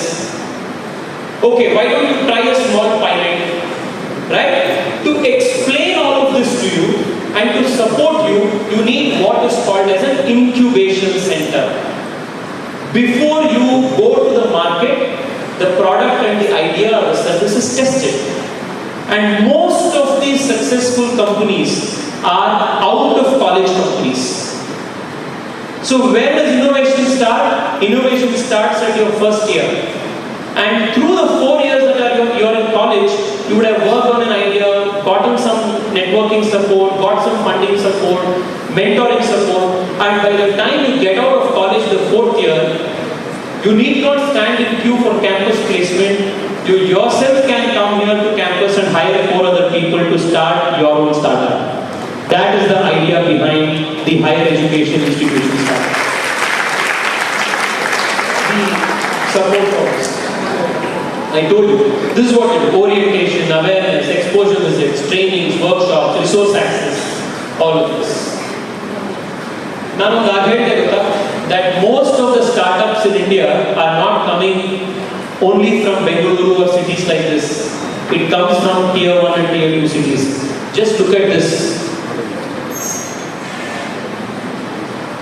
While Karnataka has a large share of the startups, you have Uttar Pradesh of 9,000, Gujarat, Telangana, Tamil Nadu, and I tell you, Karnataka, Bengaluru horgade, ನಮ್ಮ ಉತ್ತರ ಕರ್ನಾಟಕದಲ್ಲಿರುವಷ್ಟು startups ಗೆ support ಅಲ್ಲಿಂದ ಬರ್ತಾ ಇರೋ ಹುಡುಗರಿಗೆ ಶುರು ಮಾಡ್ತಾ ಇರೋದನ್ನ you will not see it anywhere. ಆ ಮಟ್ಟದಲ್ಲಿ ಸೊ ಯಾವ ಹಾವೇರಿ ಹುಡುಗ ಇದ್ದಾನೆ, ರಾಣೆಬೆನ್ನೂರು ಇದ್ದಾನೆ, ಹರಿಹರದವನು ಇದ್ದಾನೆ, ಕೊಪ್ಪಳದವರು ಇದ್ದಾರೆ, ಇಲ್ಲ ನಾವು ಶಾಣೆ ಇಲ್ಲ ಅವನ ಯಾಕಂದ್ರೆ ಬೆಂಗಳೂರು ಜೊತೆ ಕಾಂಪೀಟ್ ಮಾಡಬೇಕು ಅಂದ್ರೆ ಅವೆಲ್ಲ ಇಲ್ಲ ಗುರು, ಅವರೇ ಮಾಡ್ತಾ ಇರೋ ಸ್ಟಾರ್ಟ್ಅಪ್ಸ್ ಗಳು ದೊಡ್ಡದಾಗಿ ಹೋಗ್ತಾ ಇರೋದು. That is what the numbers. See, the majority of Indian startups are from tier 2, tier 3 cities. And when we speak of startups, somebody recently asked me, what do you think is the most necessary quality for an entrepreneur? My answer to him was very simple. Whether it is a businessman or a political activist, he must know convincingly well his immediate surroundings and the place that he is living in. Because he should be solving problems for his immediate surrounding. ಈ ಕೆಲವು international school ಇರೋ ಮಕ್ಕಳು ನೀವು ಕೆಲಸಕ್ಕೆ ಹೋಗಿ ಮಾತನಾಡ್ತೀವಿ, ಅವರು physically ಮಾತ್ರ ಬೆಂಗಳೂರಲ್ಲಿ ಇರ್ತಾರೆ, ಅವ್ರು ಫುಲ್ ಬುದ್ಧಿಗೀತಿಲೆಲ್ಲ ಅಮೆರಿಕಾದಲ್ಲಿ ಇರ್ತಾರೆ. ಅವರಿಗೆ ಅವ್ರು ಯಾವ್ದಾದ್ರು ಸ್ಟಾರ್ಟ್ಅಪ್ ಶುರು ಮಾಡಬೇಕು ಅಂತಂದ್ರೆ they will be perhaps trying to solve a problem which is non-existent in the Indian scenario. But ನೀವು ಸಿರ್ಸಿಲಿರುವಂತ ಯಾವುದೋ ಹುಡುಗನೋ ಕೇಳಿ, ಯಾವುದೋ ನಾರ್ಮಲ್ ಸ್ಕೂಲಲ್ಲಿ ಕೆಲಸ ಮಾಡಿದ್ರು ಓದಿರುವಂತ ಒಬ್ಬ ಹುಡುಗ ಏನಲ್ಲಿ ಶುರು ಮಾಡ್ಬೋದಪ್ಪ ಅಂತಂದ್ರೆ, ಅಡಿಕೆ ಸುಲಿಯೋದಕ್ಕೆ ಒಂದು ಮಿಷಿನ್ ಬೇಕು, ಯಾಕಂದ್ರೆ ನಮ್ಮಲ್ಲಿ ಲೇಬರ್ ಪ್ರಾಬ್ಲಮ್ ಇದೆ, ಈ ಪ್ರಾಬ್ಲಮ್ ಸಾಲ್ವ್ ಮಾಡಬೇಕು ಅಂತ. Because he is so grounded to the reality. Now look at these things. If you see the amount of money that has gone into our agricultural startups, you will have 410 plus active investors in the agri-tech startup space. It is an indication that tomorrow you need not always go and solve some problem that is not immediately touching people's lives. Agro processing, ಅದರೊಳಗಡೆ ಆಗೋ technology, ಅದು manufacture ಮಾಡೋದು, processing ಮಾಡೋದು, ಅದನ್ನ sale ಮಾಡೋದು, drone ಬಳಸಿ imaging ಮಾಡೋದು. There are so many tech-based startups that is working in agriculture. Look at that. $2 billion plus funding agri-tech startups in the country has got. And today, it is not just agri-tech. Look at that last one, space tech. while Tesla is focusing on building rockets and going to Mars, there are Indian startups like Skyroot, which is based out of Hyderabad, which is building satellites and missiles, competing and collaborating with ISRO. Our founder's age is 27, 28 years old. That is the money that they have got, $250 million plus in our space startups. So now you see that India has become a unicorn hub. Unicorn and ಎಷ್ಟು valuation? $1 billion. Before 2014, the total number of startups that the country had, the total number of startups the country had was 100 something. And today we have 100 plus unicorns. That is the difference. And just look at this. The first slide here, you only have to read this to understand what is that. 1 out of 10 unicorns globally are today born in India. 1 out of 10. That is the pace at which our unicorns are developing. Illiro ಹುಡುಗರಿಗೆ ಇನ್ನೊಂದು ವಿಷಯ. The reason why we need to be upping our game. Look at that. 46% of startups in India have at least one woman director.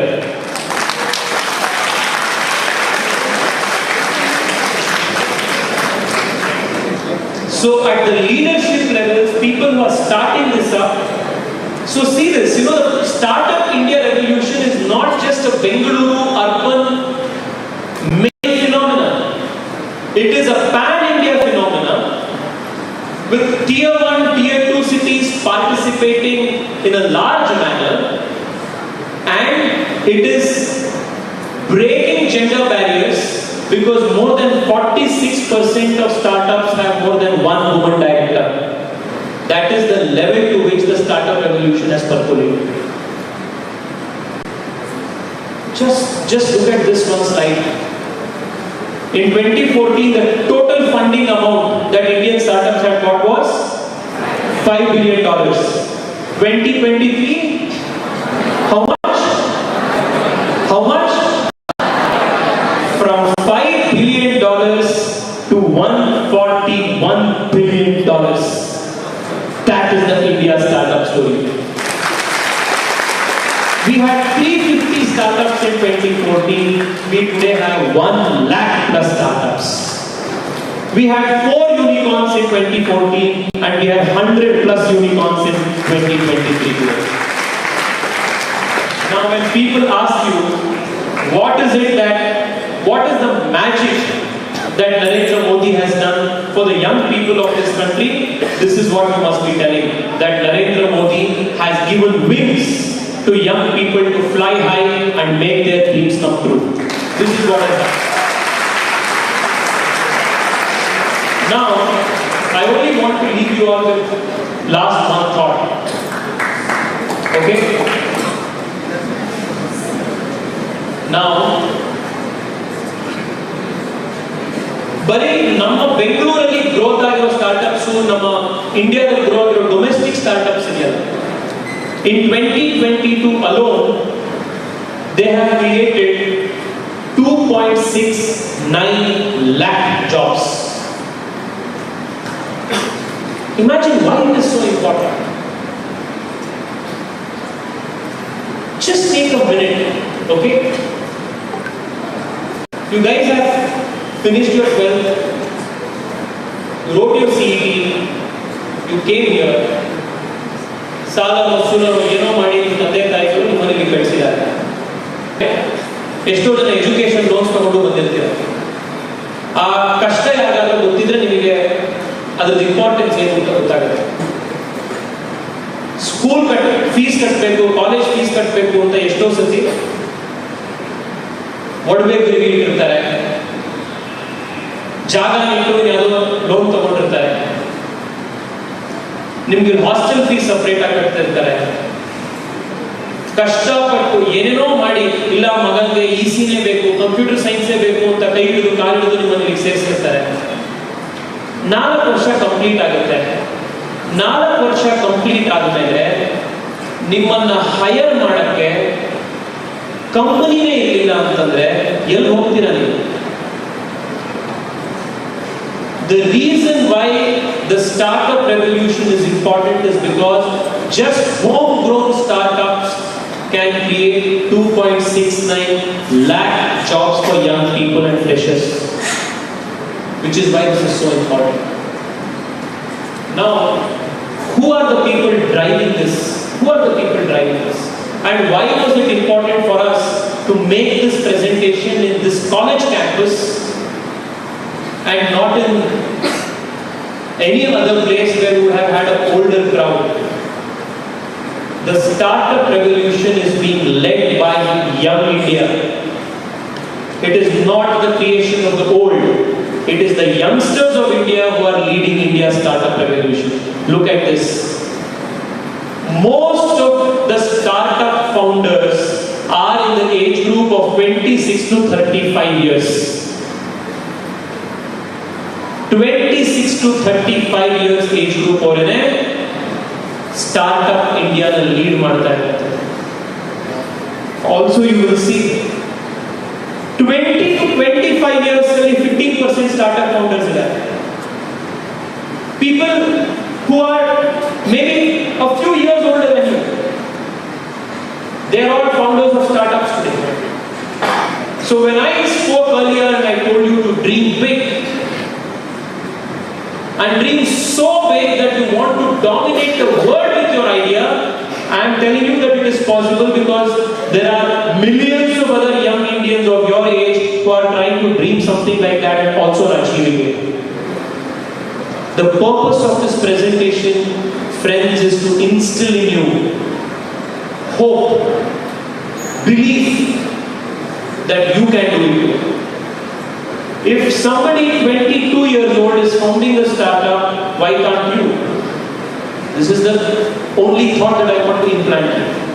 If somebody 30 years old, 28 years old is building a startup of this kind, so can you. Look at this. Engineering graduates 35% shuru madidare. But look at that, other graduates 15%. Others ಏನು ಮಾಡ್ತಾ ಇರೋದು, all of these. So it's not that only engineering guys can only do some startup. Even people who have non-engineering backgrounds are leading startup revolution. So this is the time for us to make a true difference. And 72% of startup founders are less than 35 years old. 72%. So this is the whole difference. This is what it has happened. There's a taxation debate. There's ಈಗ ನೀವು ಒಂದು company ಶುರು ಮಾಡಿದ್ರೆ, I was telling you earlier, company ಶುರು ಮಾಡಿದ್ರೆ 6 ತಿಂಗಳು ಬೇಕಾಗುತ್ತೆ company ಶುರು ಮಾಡಕ್ಕೆ. ಇವಾಗ ನೀವು ಕಂಪ್ನಿ ಶುರು ಮಾಡಕ್ಕೆ ಎಷ್ಟು ದಿವಸ ಬೇಕು? 24 hours and 2 days to get your startup certificate recognition. 2 days. Because the country is moving ahead in a fast-paced manner. Thank you so much. This is all the presentation was. ಮುಗಿತು ಅಂತ ಚಪ್ಪಾಳೆ ಹೊಡಿತಾ ಇರೋ ಅಥವಾ ಖುಷಿ ಆಯ್ತು ಅಂತ ಚಪ್ಪಾಳೆ ಹೊಡಿತಾ ಇರೋ ಗೊತ್ತಿಲ್ಲ. ಆದ್ರೆ I only want to tell you this.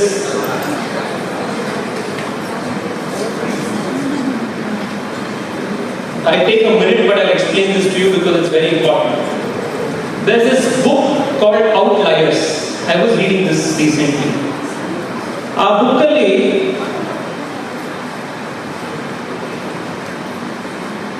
ಒಂದು ಸ್ಟಡಿ ಮಾಡ್ತಾರೆ. ಅಮೆರಿಕ ದೇಶದ ಎಲ್ಲ ಬಿಲಿಯನೇರ್ಸ್ಗಳು how did they why did they become billionaires ಅಂತ ಒಂದು ಸ್ಟಡಿ ಮಾಡ್ತಾರೆ. Okay, in that book a startling data set emerges. Close to 70% of dollar billionaires in the United States were all born between the 1950s and 1960s. in a 5 to 10 year period gap ಅಲ್ಲಿ ಹುಟ್ಟಿದ್ರು. Now, why is that so important?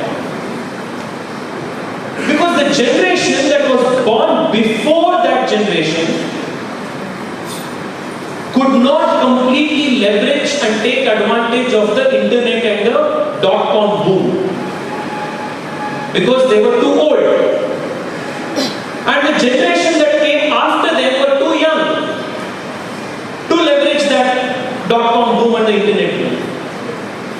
Whereas this generation that was born between the 1950s and 1960s, that 10-12 year period, they were that one lucky generation which were in that exact age.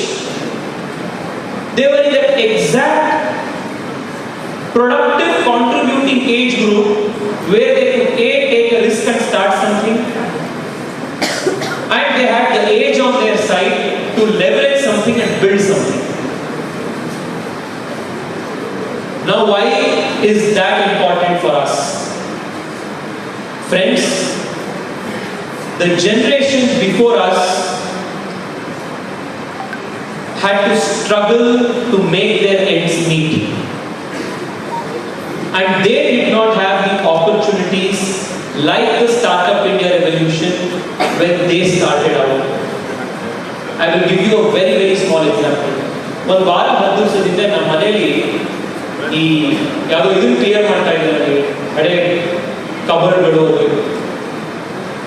ನಮ್ಮಪ್ಪ ನಮ್ಮ ತಾತನಿಗೆ ಬರೆದಿದ್ದು ಒಂದು letters.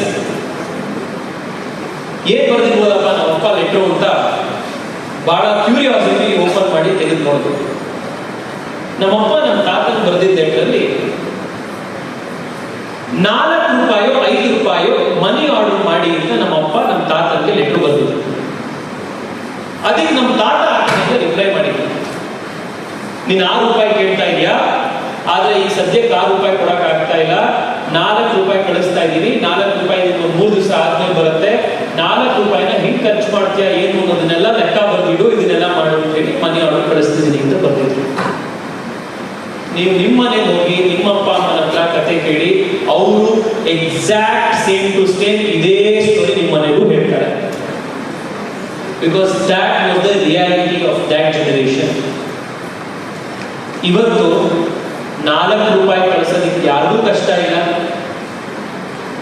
ದುಡ್ಡು ಕಳಿಸ್ಬೇಕು ಅಂತಂದ್ರೆ WhatsApp message ಕಳಿಸುವಷ್ಟು ಈಸಿಯಾಗಿ ಇವತ್ತು ನಾವು ವಾಟ್ಸ್ಆಪ್ ಪೇ ಮಾಡ್ತಾ ಇದ್ದೀವಿ, ಅಮೆಝಾನ್ ಪೇ ಮಾಡ್ತಾ ಇದ್ದೀವಿ, ಗೂಗಲ್ ಪೇ ಮಾಡ್ತಾ ಇದ್ದೀವಿ.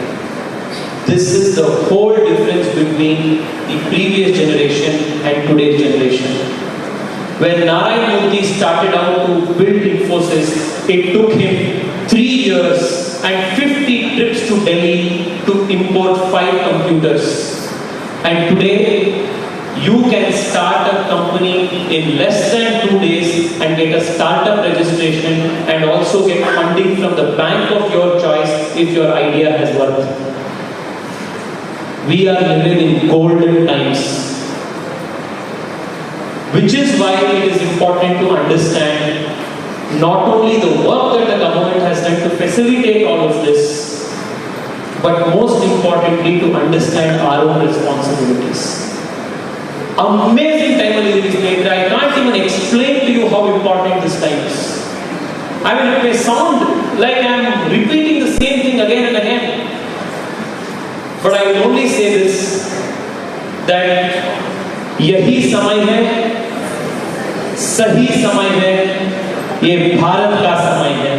This is our time.